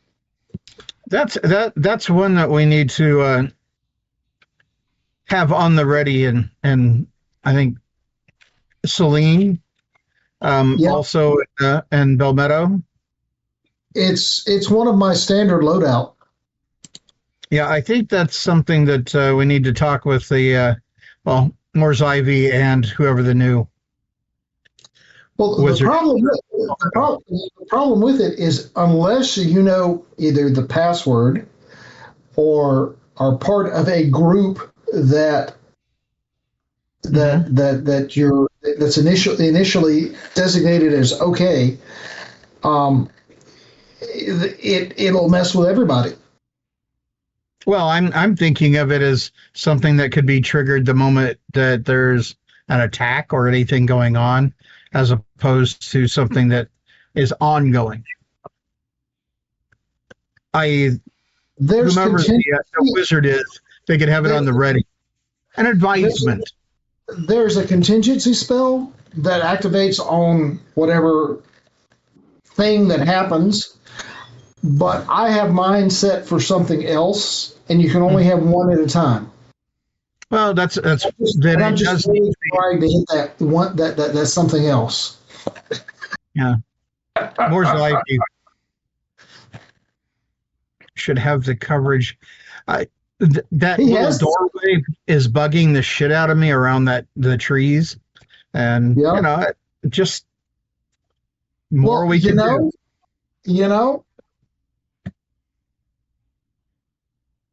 We can always modify that spell. I mean, modifying spells is one of the things that the mages do. You get your basic information, and then you can modify shit. It may raise or lower the level of the spell, but depending on what you want to do, delayed action trigger. I mean, that shouldn't be that difficult.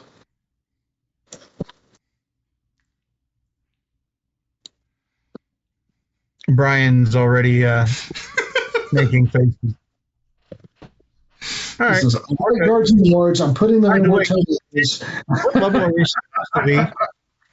Are we supposed to be level 17 or level 18? 17. 17, yeah. Okay, good. Cool. Okay. So, yeah, you were able to do those. Timble, you walk around this place for a few hours trying to make heads or tails. I think it would probably take me 30 minutes to figure out that I'm not going to get any information. You're not going to get anything. Okay. So, I mean, it's a pretty good sized place. And so, I mean, you are impressed by the spell's ability to befuddle. So it is quite interesting. Yarn, is there anything else you wanted to do before you guys head to your next location?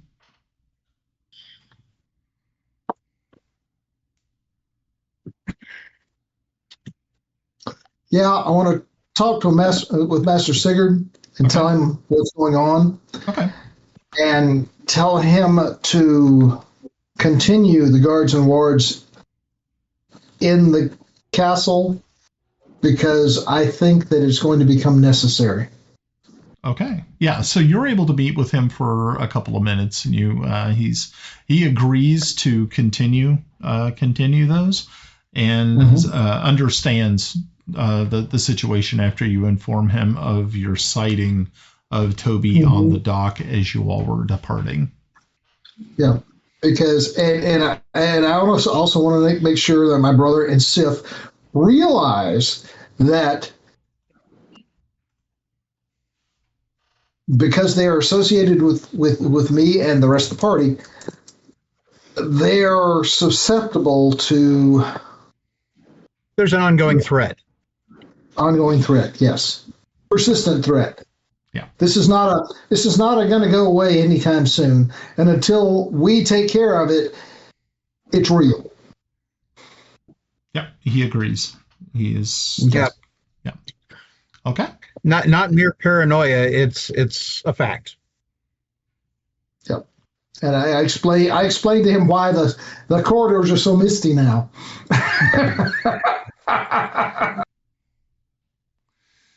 Okay. So that's good. You have got, I think, all of your ducks in a row here, hopefully. All right, off to Greyhawk. Okay. So, again, you open up a portal. I believe all the rest of you are following suit, I hope. Yes. Okay. Yep. So, you all start to make your way through the portal, and the time Since I've been warned. What? Since I've been warned, I will be thinking of the office. That his Yarn's office. I am thinking of the office. Okay. So, yeah, you're actually going to appear in your office, correct, Yarn? No. No? Where are you appearing? We are appearing at the common portal in the lobby of the Crystal Citadel. The public portal. Public portal. This is where we ended up every time before I got an office. Oh, okay, okay. So it's okay. So yeah, it's the location that you did before your office. Okay, fine. Okay, yeah. So great. So as you all start to pile out of this, I need.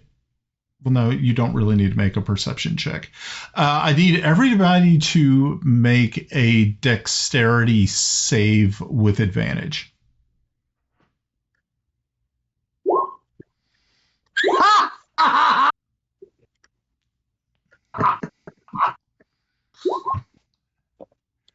Kelex did good. One roll of the evening. Channeled my inner path.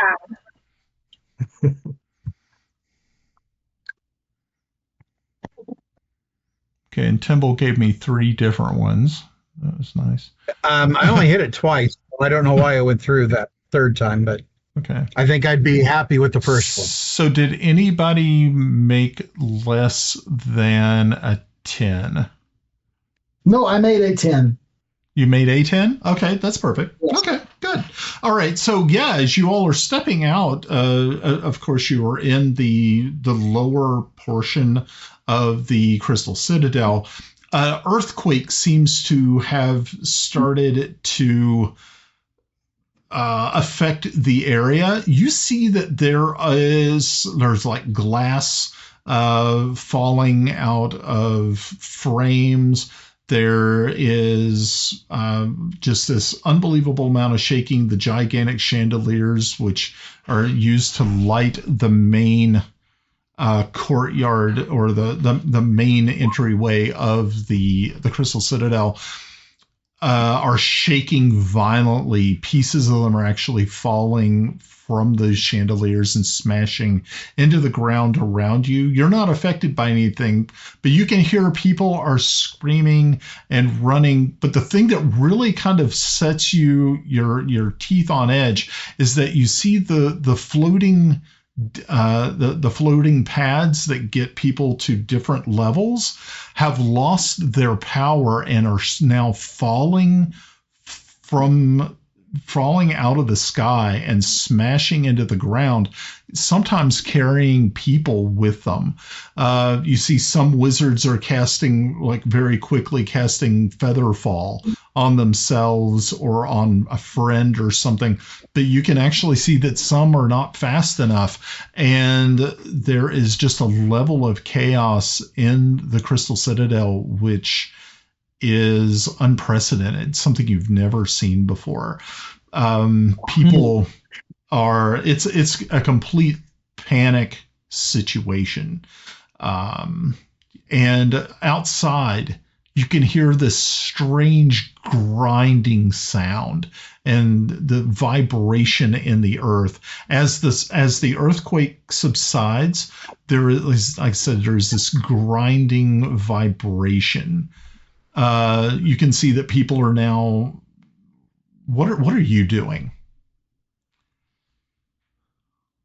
Real quick, Tomas has Featherfall, so can I at least get up to 5 fallen creatures within range that might be able to save their lives? Yeah, you are able to reach out very, very quickly, cast this spell, and you're able to save a couple of acolytes and some visitors. Which you could kind of think some of these might actually be visiting dignitaries from other nations, and you have been able to pluck them out of the sky and save them from crashing into the ground below. As one of the dignitaries lands, I walk over and say, "Lord Ambassador Tomas Waverly, damn glad to meet you," and then walk back over to saving the world. Same thing. Tensor floating disc. I try to get as many as I can. Okay. Yeah. 5 times. Yeah, you guys 5 times. Okay. You are casting these spells as fast as you possibly can, reaching out. Of course, the Crystal Citadel is just a gigantic place, so you're not able to get everyone, but a lot of people. How many? Sorry, go ahead. I mean, a lot. You're able to save a lot of people, but then again, there's also others who are not so fortunate. Off to the side, you see a portal open up, and as it does so, you see someone walk through it, and as soon as their feet hit the ground, it's like they've been cut in half, and they just fall to pieces literally right in front of you. It's chaos. It's horror. Well, Kelex is going to try to grab as many injured people he can and get Timble? them outside of the Citadel. Okay. Timble, remember that rock with anti-magic sphere? Yeah. Now would be a good time. What's the range on that? 5 feet. 5 feet?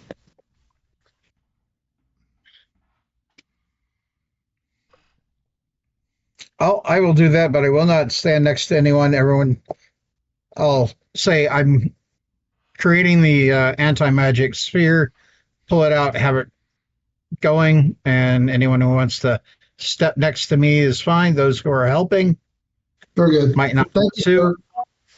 sir. Yeah. Thank you, sir. Yeah. So like, You are welcome. Yeah. Anything else? Kiffi's rendering aid. We're trying. Brian, I'm using all the spells possible to get Grenna? as many people to a safe location as I possibly can. Dimension Door, Misty Step's not going to be very good, but it may get me to be able to stop somebody from doing something. Grabbing somebody at 5 feet. I think we're really only going to get 1 or 2 rounds of actually casting spells.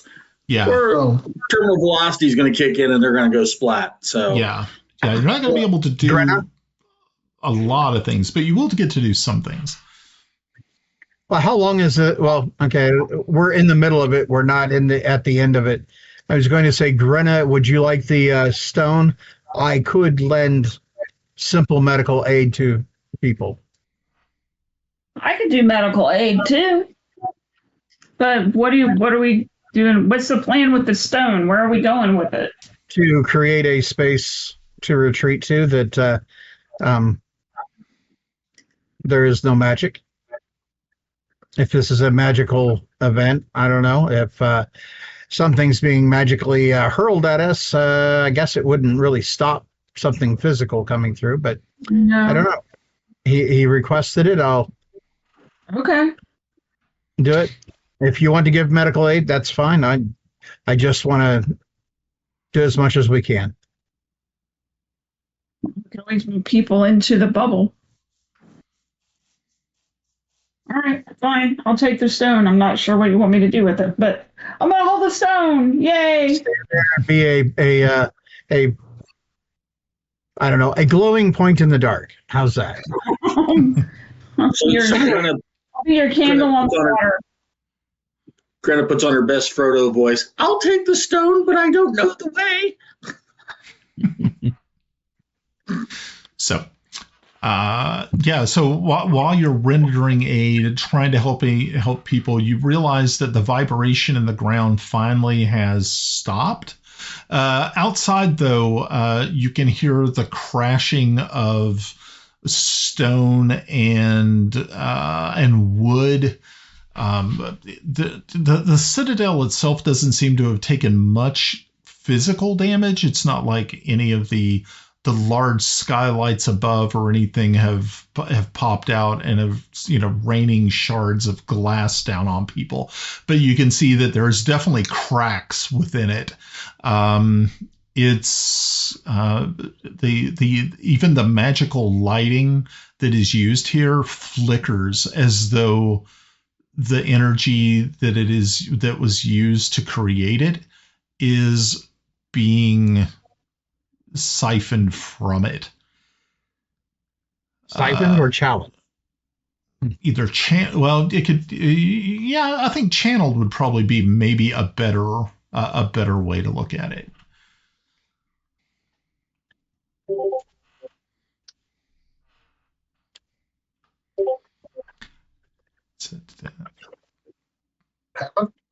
Have we seen anything like that? Have we seen anything like that before with a drain spell? I don't. No. Heard of anything like that? The only thing that you've probably closely resemble it would be how the Colossus in the tree back in the Elven lands, but this is where that was a slow process that took probably centuries to do. This is very, very quick.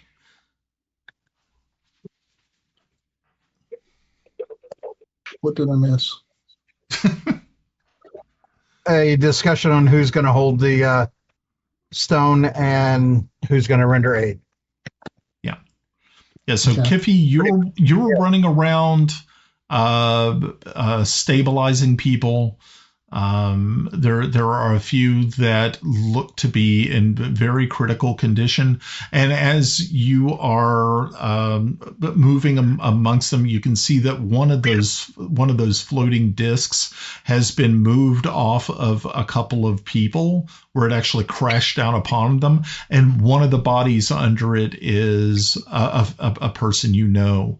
It is Bilius, the arch wizard. From Starich. His lifeless face stares up at you from the ground. I think this is Yarn's evil plan to move up the hierarchy of the arch wizards of Greyhawk.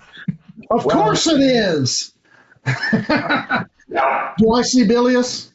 Now I'm gonna call upon the power of the hammer to retrieve Bilius. Okay, so yes, as you kneel next to the lifeless body of the great wizard, you take the hammer and once again place the hammer place it upon his chest. The power radiates from it as you say the words, as you call out to Fortubo for the deliverance of this very fine wizard.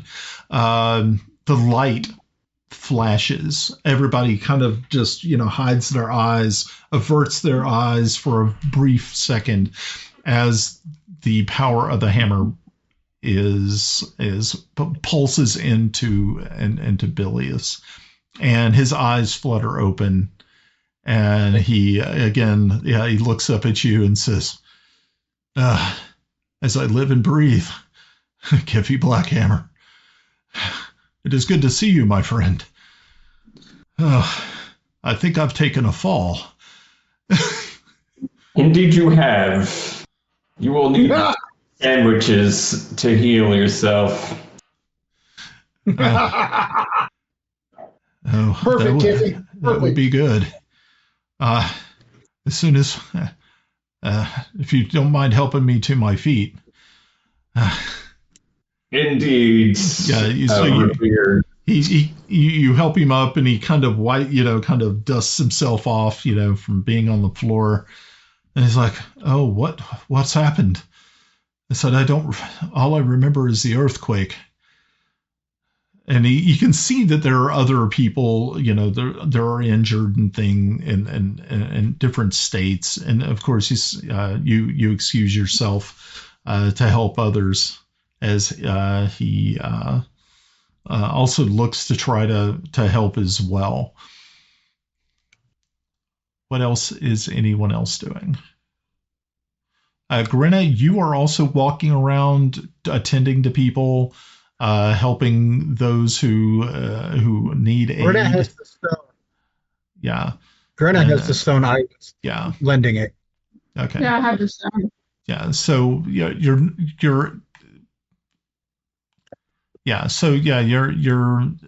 I don't think that actually affects your spell casting ability. I'm trying to remember how that works, but I think it does. So actually, really about the only thing you're going to be able to do, Grenna, is to help with bandaging and making people comfortable.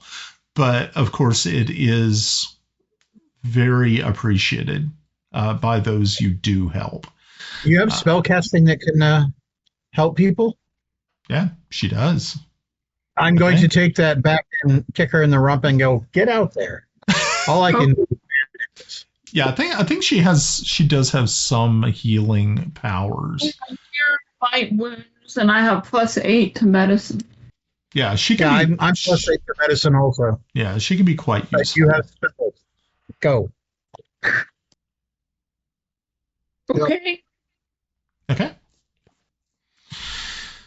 So I am looking to determine the cause of this. Okay. So you don't really see anything inside the Crystal Citadel that kind of sets off your spidey sense. So, I mean, other than just there's something strange going on with the magic.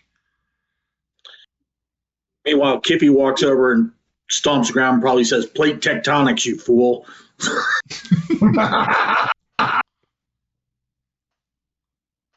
Oh, insight. Do I have any insight?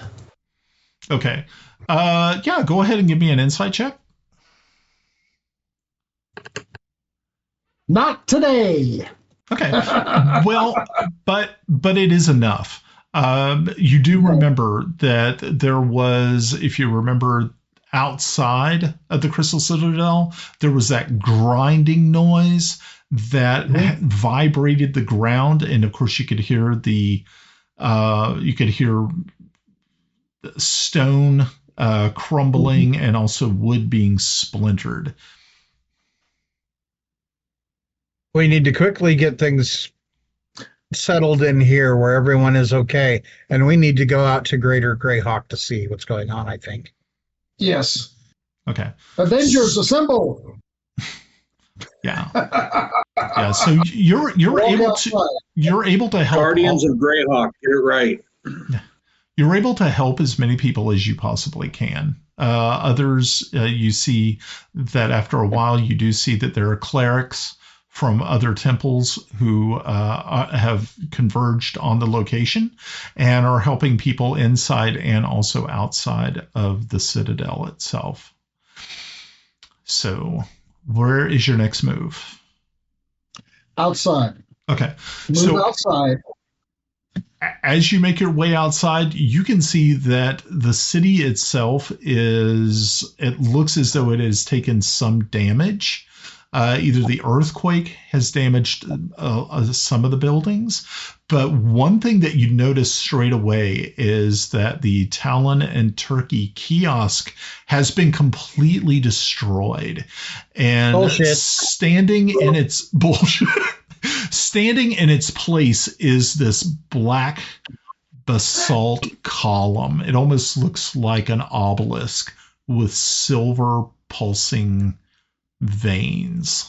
That bastard.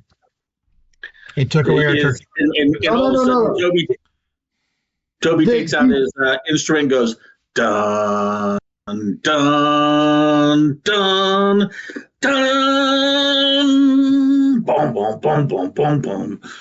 Bonus silence. So this is not 2001 Space Odyssey. Thank you very much. Do you see what I see?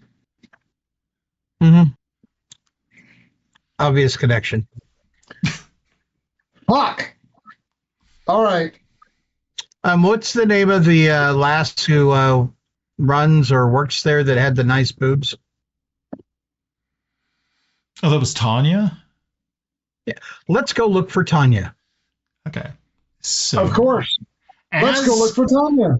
As you all are making your way over there, you realize that it seems as though the light of the sun above you is getting dimmer and dimmer. Oh no. Oh no. I've got the perfect Dwarven friend. I have a question for you.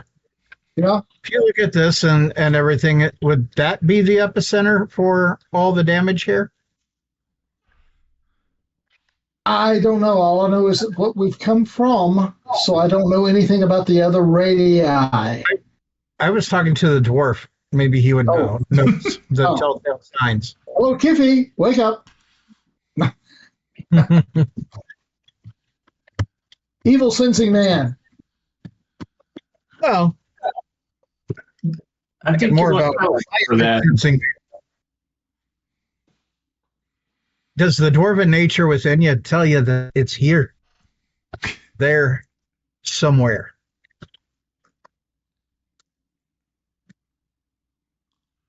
It's here somewhere. Fix it, Brian.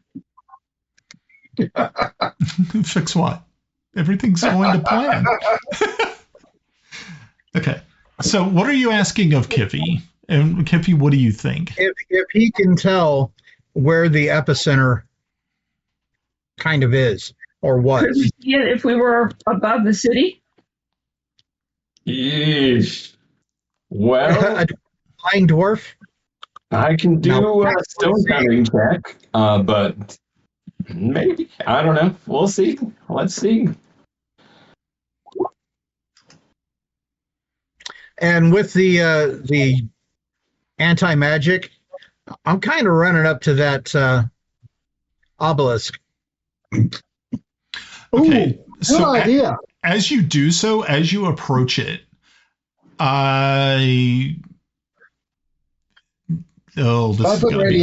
this is gonna be bad. Okay.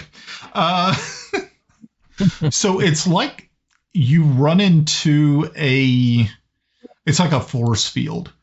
And as you hit it, you said you were running up to it. Yeah. So I need you to make a dexterity save for me, DC 15. Okay, cool. That's my worst dexterity roll and ever. Yeah, really. Okay, so actually you just kind of bounce off of it. You don't really take any damage from it, but you do realize that it literally almost knocks you back on your bottom, but you're able to save yourself from the sadness of such a sight for others to behold. Were there some how should I put it? Lunching wizards about? You see that, like I said, the kiosk itself is pretty much shattered. I mean, you can see turkey sandwiches spread all over the ground. It's very sad. They might be worth saving. They might be What about the proprietors?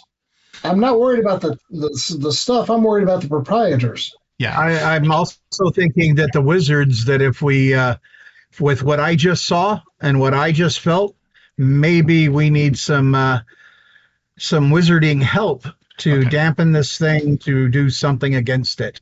Yeah, and that goes for the side of that. Dissipation not work? Okay. No. So, it's now at this point that you realize that the sun itself it's like it is being eclipsed, and there is just that penumbral darkness just hanging over the city, and in so doing, like all of the living, like all animals and stuff like that go quiet. It's eerie, but it's not something that you have experienced before. You remember when you were at the Elven Lands, it occurred very briefly when Asenath stepped from the ship. But this seems as though that there is some sort of power creating it. It is not a natural event. Is the obelisk actively pulsing, as we can see? Yes, it is actually. The silver lines are pulsing with energy. You're not really too sure what this energy is. To answer your question, Yarn, you can see that Tanya and one of the other elves who usually work the Talon and Turkey kiosk are now kind of pulling themselves out of the rubble of their kiosk. They don't seem to be too badly damaged, but you can definitely see that they're quite upset that their livelihood has obviously been taken away from them. Brian, I go over to them, tell them to run. Okay, so you're yelling this out, and they're running. Other people are now running. It's like it's not quite chaotic, but it's bad enough. It's okay. They're getting the hell out of the area of effect. Now, speaking of area of effect, what's my favorite spell? Fireball. Fireball. Yep. And while he's casting Fireball, Brian, since we've seen this before, I rolled a 24 on. Have I ever heard of anything like that in history? Like these kind of events coming together? No, this is completely unprecedented. You've never heard of this happening. Shoot. So watch it bounce off and burn stuff down. So, Fireball. Okay. So you're going to fireball the obelisk? Yes. Okay. So, yes, you go ahead and you cast the fireball. The fireball, of course, starts out the way it usually does, this small bead. As it grows bigger and larger, it strikes the obelisk, and it seems that the obelisk absorbs the magic, and the silver lines, the silver veins running through it glow brightly, like it has literally taken the magic from it and has now channeled it elsewhere. Cool. I know the perfect answer to this. I'll knock yourself out. Run. Run like hell. Did it actually went through? There was no shield, right? Nope, it went through. Yeah. On roll 20, I asked the question. Uh-huh.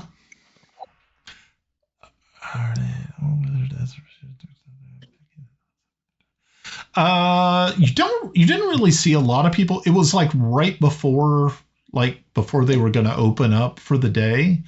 So there weren't really any people standing in line yet, but that's... Anyone that I would have noticed or recognized from having been here every time we come here?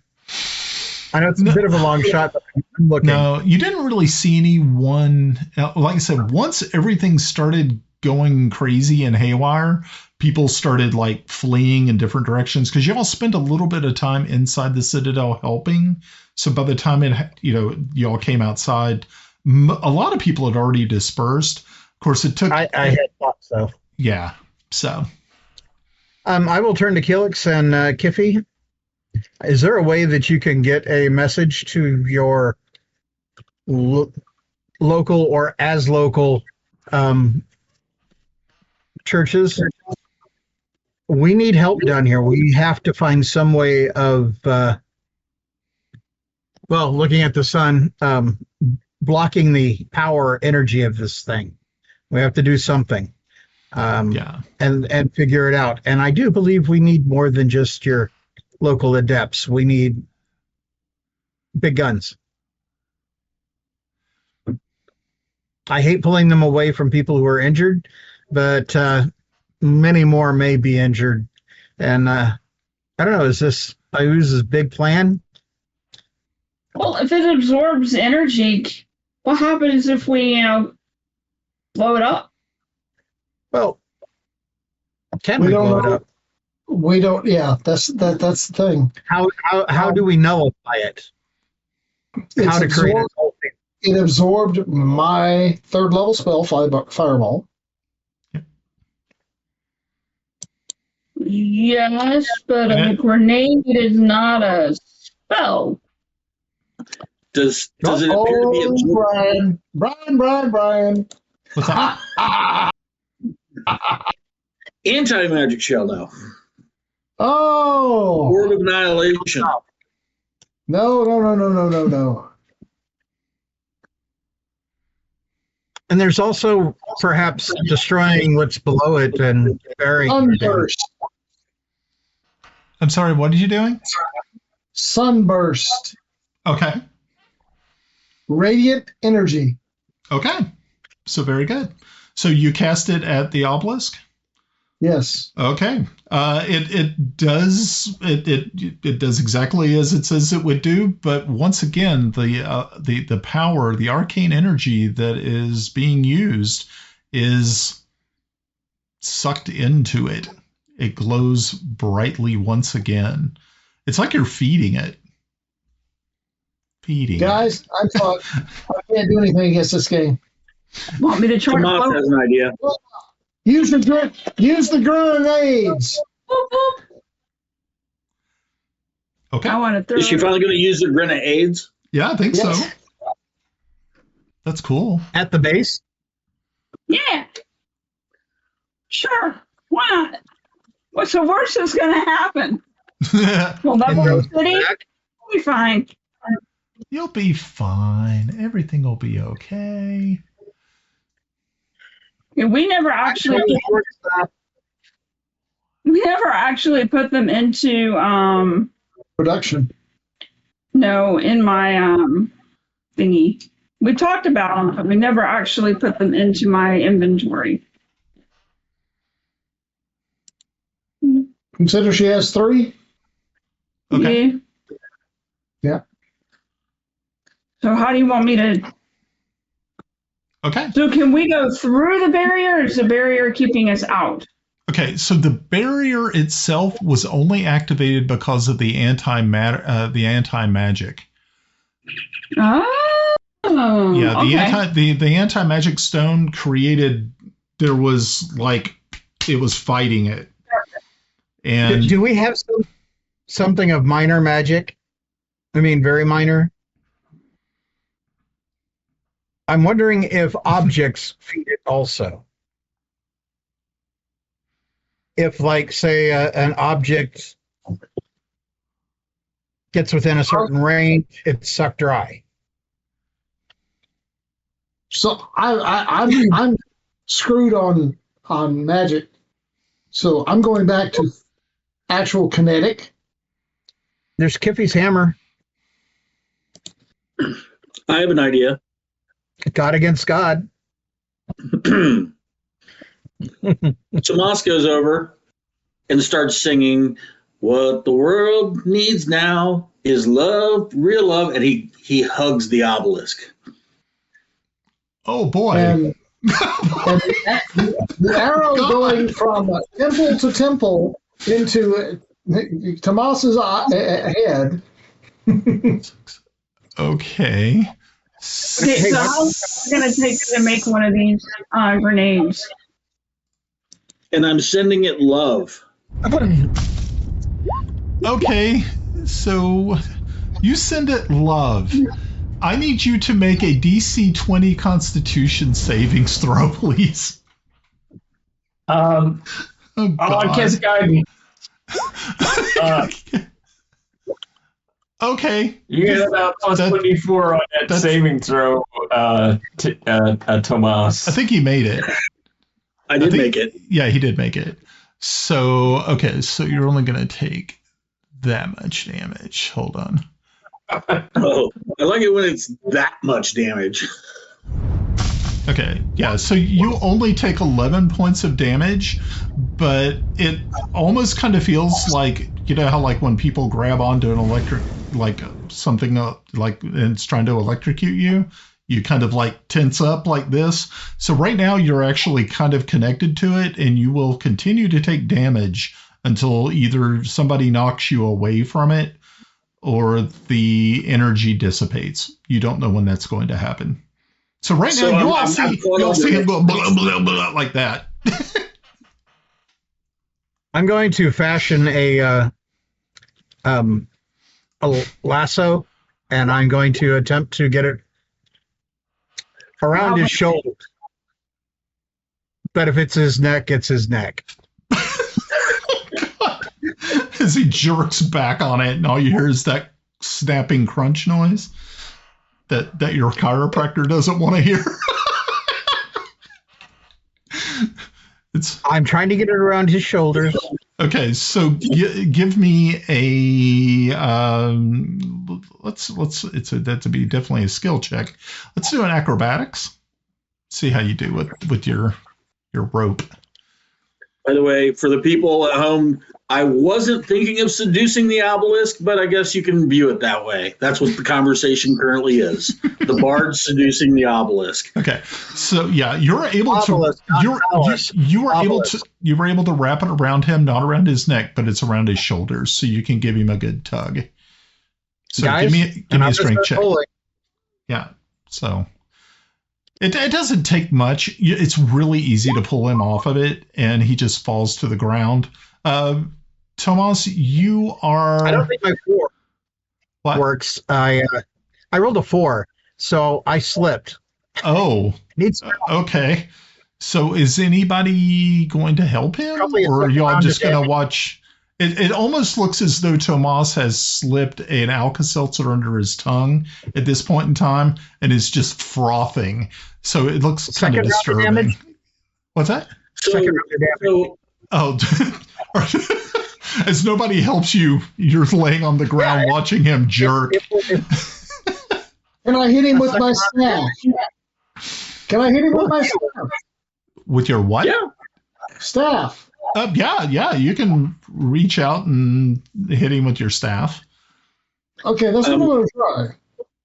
I'd like to ask that Michael J. Fox plays Tomas in this scene. God, that's so That's cruel. harsh. That's harsh. That's really dark and cold. Thank you, Ed. That's a good one. Yeah, that was messed You up. love Tomas. He's Okay. not a bastard. Okay, so yeah, you're able to finally get him off of this thing without any further damage. He's able to, you have your faculties about you. You didn't lose bowel control or anything. You just it was close, but you didn't. Is he burned up his arms, the inside of his arms and hands? Is he burned? It's not really it wasn't really as electrical. It was more like some sort of arcane power was flowing through him. Like an arcane and jellyfish? arcane jellyfish. Yeah, it was like one of those box jellyfish from Australia, which just F's you up. I did a 18 Arcana. Is this kind of like would we call it psychic damage, kind of psychic energy or psi energy? No, it really is arcane in nature. It doesn't really have any psi. It doesn't have any psionic damage that it puts out. It obviously has a defensive mechanism to it. So Is it necromantic? You're kind of thinking that it probably may have necromantic properties, but you're still not really sure yet. It's pretty terrible. Okay. So, Kelex. Yeah. Go ahead, Kelex. Okay. So Kelex is quite stunned by all this destruction and mayhem that's going on. And he just turns toward the obelisk. He walks forward, declares, "Let judgment fall upon the proud works of evil." And I'm going to cast Destructive Wave on it. Okay. Let's see what happens. We've tried magic. Let's try a little radiant magic. I already tried it. I tried radiant. You tried radiant? Yeah, you I did. tried radiant. Is it sunburst? Is that radiant magic or is it just okay? Yeah. Well, never mind then. What about I didn't think divine magic? Well, it's divine radiant. Yeah, is there a difference? Could be. Yes, there is. I am certain of it. Perfect. So I don't know if you need to roll a DC 17 or not. It's a standing object.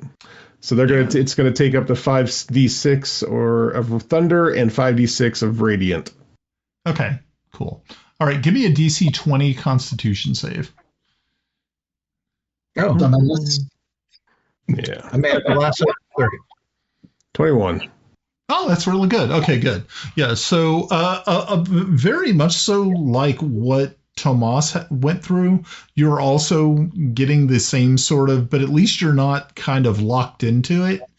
But yeah, it's like this power just shoots out from it. Obviously, some sort of defensive measure that it has, and it is going to do a grand total of 12 points of damage to you. Roll with me, guys. It sucks in any magical energy, but if we make it defensive, it's expending energy. Do we just need to attack it enough for it to keep, saying? I got one I'm going to try. Got one I want to try. No. I got Shatter. It'll be a sonic damage, and I can cast that. So this tests Albie's theory. Tons of damage going in. Here's an idea. Let's not use magic, but use magic to send, say, physical objects towards it. Like if we had a big boulder and magically non-magical items. So throw a rock at it. All right. Yeah. I have a spell where if it fails, it goes away. If it doesn't fail, it gets X amount of damage to it. You're talking like deleting it? Yeah. That's a lot of energy to pour into it if you're wrong. Well, have you guys ever seen the Higgins boson? What? The Higgins boson? Don't you start fucking talking about quantum mechanics to me, asshole. Nobody understands quantum mechanics. Have we tried dispelling it? Dispel magic? Why don't you do that? Hit it with a hammer. Hit it. I said that earlier. God versus God. Hit it, Michael. Whack that bitch. Let's hit it with the. I'm walking away. Let's hit it with the best hammer ever. I'm going getting out of the blast radius. I'll be here for the crater. Oh, no. You got to be in the blast radius. Otherwise, you're a pussy. Okay, I'm a pussy. I'll be over here. Do we know what the blast radius is? So the mage who steps that means I have to get really, really far away. Okay. Hey, Kiffi, just see if you can get an added bonus by analyzing the obelisk and using your dwarven insight to hit it just the right place. Brian, before we do this, can I do an arcane check to see if I have any insight to what's going on? Okay. Yeah, you can go ahead and do that. You can give me an... I got a 12. Oh, God. I rolled a natural 1. Yeah, you're not really too sure what you're seeing here. You just remember that it looks exactly like what you saw when you scryed on Toby. Absolutely fucking nothing. Absolutely nothing. With a 1, you really have nothing to go on. Yeah, I know. It's okay. So obviously, we've seen this obelisk before. What if... So maybe the location is here in Greyhawk somewhere. Kelex? The upside down.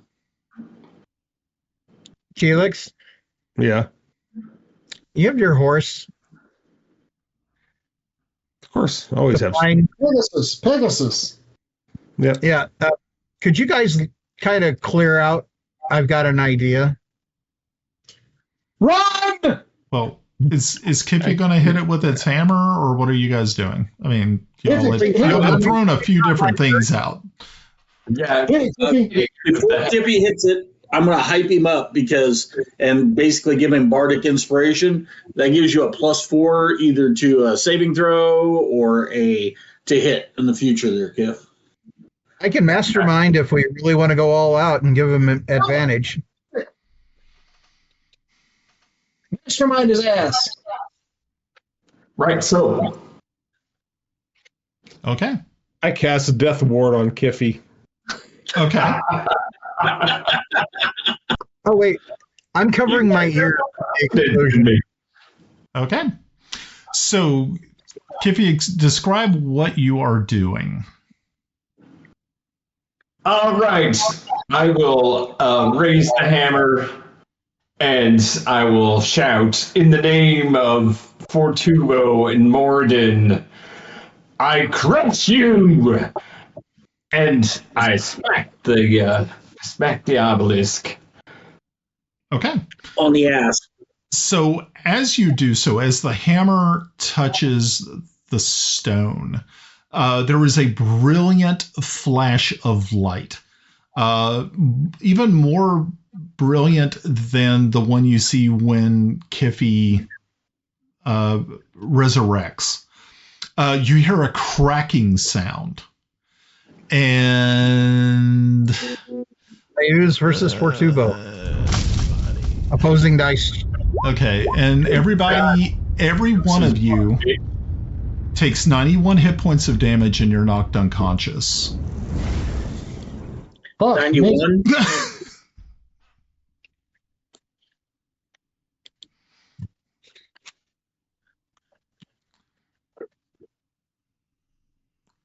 Okay. When I wake up, I'm going to do an insight check to see what the fuck happened. Okay. Tanya died. That's what happened. What? Tanya died. That's what happened. Well, you told them all you told everybody to run away. So they all were running away. So you guys had been here for a little while trying to figure out which spells to cast at this thing. But there had been kind of a group that had been kind of forming, and unfortunately some of those people, they got kind of cooked. When you wake up, though, you are not outside. You are actually inside the Crystal Citadel. Your bodies were dragged in there by Bilius and some other wizards who watched your valiant attempt. Timble, you realize that your mouse is back. The message that you had sent Raven. Okay. She had also sent you something. You're not really too sure how long you've been out. I will ask them. Okay. So you read the message. She immediately says that, so good to hear from you. There are problems here in the Vespi. Magic it seems to be affected in some strange ways. Sorcerers are highly affected. Wizards are having strange anomalies with our spells, but I've already seen the remains of two sorceresses who work in Amarillo, and it is really, really bad. There is obviously, I'm letting them all know that. Yeah, said obviously the arcane tether, which allows for sorcerers to use their spells or to use their powers, is fatal to them. Wizards, though, are not as adversely affected, but be careful. And then she says, if you can write back, let me know where you're at. I'll try to find you. I will immediately say, Greyhawk, there is an obelisk that we have been tilting. I just woke up from being unconscious. I do not know how much time has passed. Okay. So as you guys start you start to stand up and you get your bearings and find out what had happened. Kiffi, you look down and you see what is the remains of your hammer. The head has been shattered. Well, shit. Yeah. That's the next attack. Bilius walks over to you as soon as he sees that you are up, and he says, "My friends, it is so good to see you're alive. That was quite the light show. I hate to, I don't know what to say. We've cordoned off the obelisk so that people will not touch it. It's still there then. It is still there, unfortunately. And Is the sun still shrouded? yes. And it seems as though there are now reports that undead have started to rise from graveyards, and there have been vampire attacks in smaller towns throughout the Flanaess.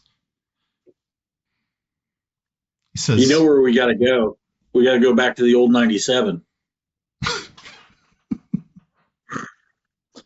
I hate to say it, but I think he's right. I don't. said, you all have been... Yeah, but you're just contrary. It's part of your nature. Said, And you're not wrong. Stating the obvious. Said, this came for you yesterday. You all have been kind of out for the last 2 days, and this came for you. And he hands you this case, Timble. And you immediately recognize the markings on the outside as the markings of Vitram Harefoot. Oh, we are so fucked. I'm quite. Wow. Could someone take a look at this for magic? I'm going to be looking at it for other things.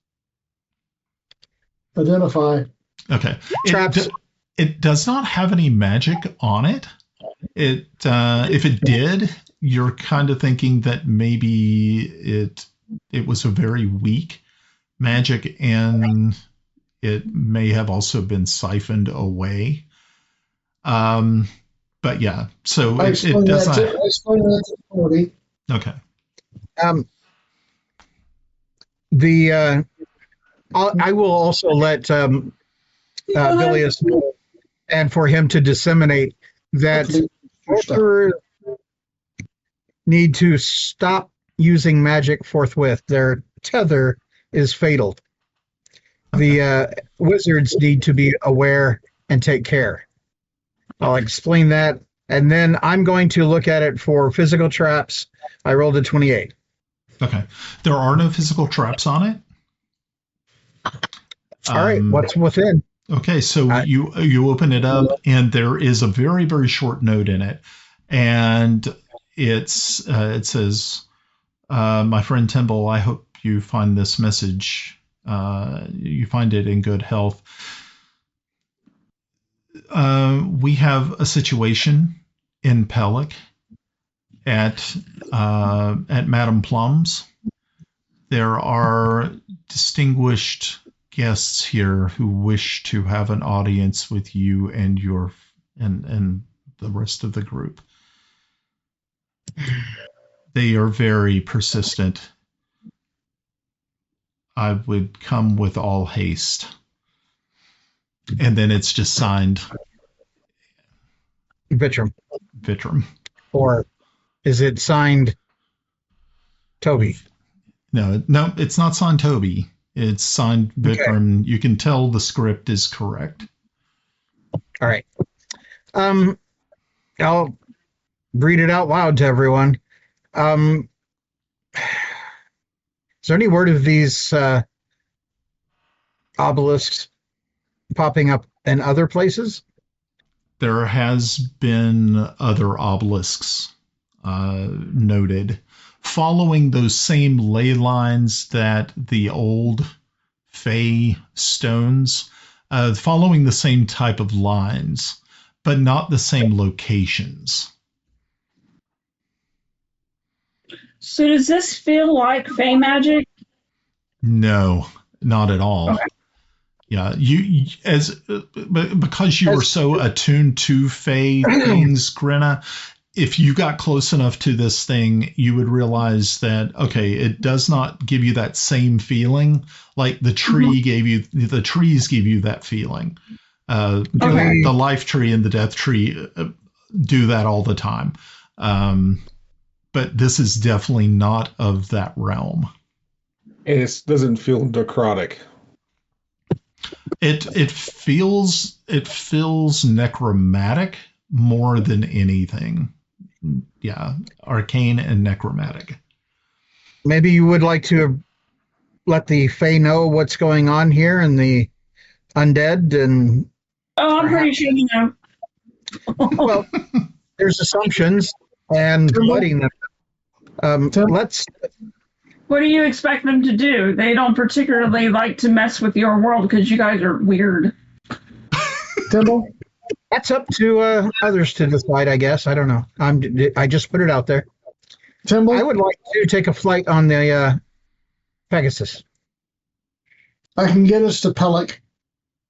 I know you can. We need to head to Pelic. Timble? This will take 10 minutes. I need to talk face to face with Raven.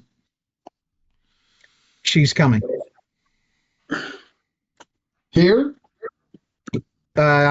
She said she wants to get to where I'm at, and I am here.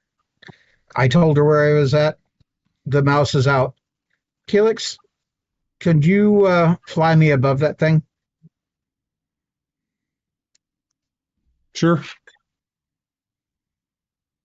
Above what? Can you hover with your mount? I'm sorry? Are you able to hover with that mount? I don't know. I'm assuming Pegasus can hover. Yeah, they can. To a point. Yeah. Hey, Brian, 5 minutes. Yep, I know. I'm watching it. How about that? I have the means to cover it up. It's not pleasant means, but they are the means I have. I say let's hover above it, and I will open up the bag. Well, I understand your intent. I'm not sure if that's going to. I gotta try. Fashion. I gotta try. The opposite. Won't it smell like perfume now? Well, and it also keep people away from it. You know, that's not a bad idea. No, Brian's over there. It is a bad idea. That's a bad idea. What the hell? It worked. I don't know. I'm just thinking, It has nothing to do with this is how pestilence and plague start. It has nothing to do with the obelisk. It doesn't. But okay, so Timble, when you people like urchins away from it, it'll keep everyone out, possibly covering it up. If it needs to see the sky to activate. Okay. So, are you going to do this? Do it. Yes. No, baby. Okay. Do you have a floating disc? Thinks it's actually going to do anything? Sure. Why not? But at a minimum, it will keep people away. That's At a minimum, we can finally use that portable hole or the bag of holding for something else. I'm not dumping all of it. Good God. Oh, of course not. Okay, so you're using the shit bag? Yeah, the shitter is being. I was thinking we were going a different direction, and I was looking at yarn. Okay. Let's. Okay, so you fly up, you hover above it, you open up the shit bag, the shitter of holding, and you empty its part of its contents. I just want to shake the bag out. No, I am not emptying the whole bag. Oh, okay. There would be no Greyhawk. That man had to shit. Okay. For hundreds of years. That's probably right. More than once daily. And Taro had been in there a pretty long time, so there might be a lot of fecal material inside that bag. And I've been using it. Okay. So yeah, you Nice open it up having weather. and you empty a little bit of it out. It falls, it strikes it, and it just kind of sticks to it and starts to slide down the outer part of it. It doesn't really seem to, there doesn't seem to be any reaction to the poo. No diminishing of effect? No, it didn't seem to activate its defensive mechanism. So, but it now has not what I would say fresh. It's definitely not fresh, but it's poop. I'm going to dump a good amount on there. I'm not just dumping last month's feces. Okay, that's fine. Okay. I'd like to create a warding area around it, also just smattering it all over so that, yeah. Cool. Okay. Possibly if we could get a large stone.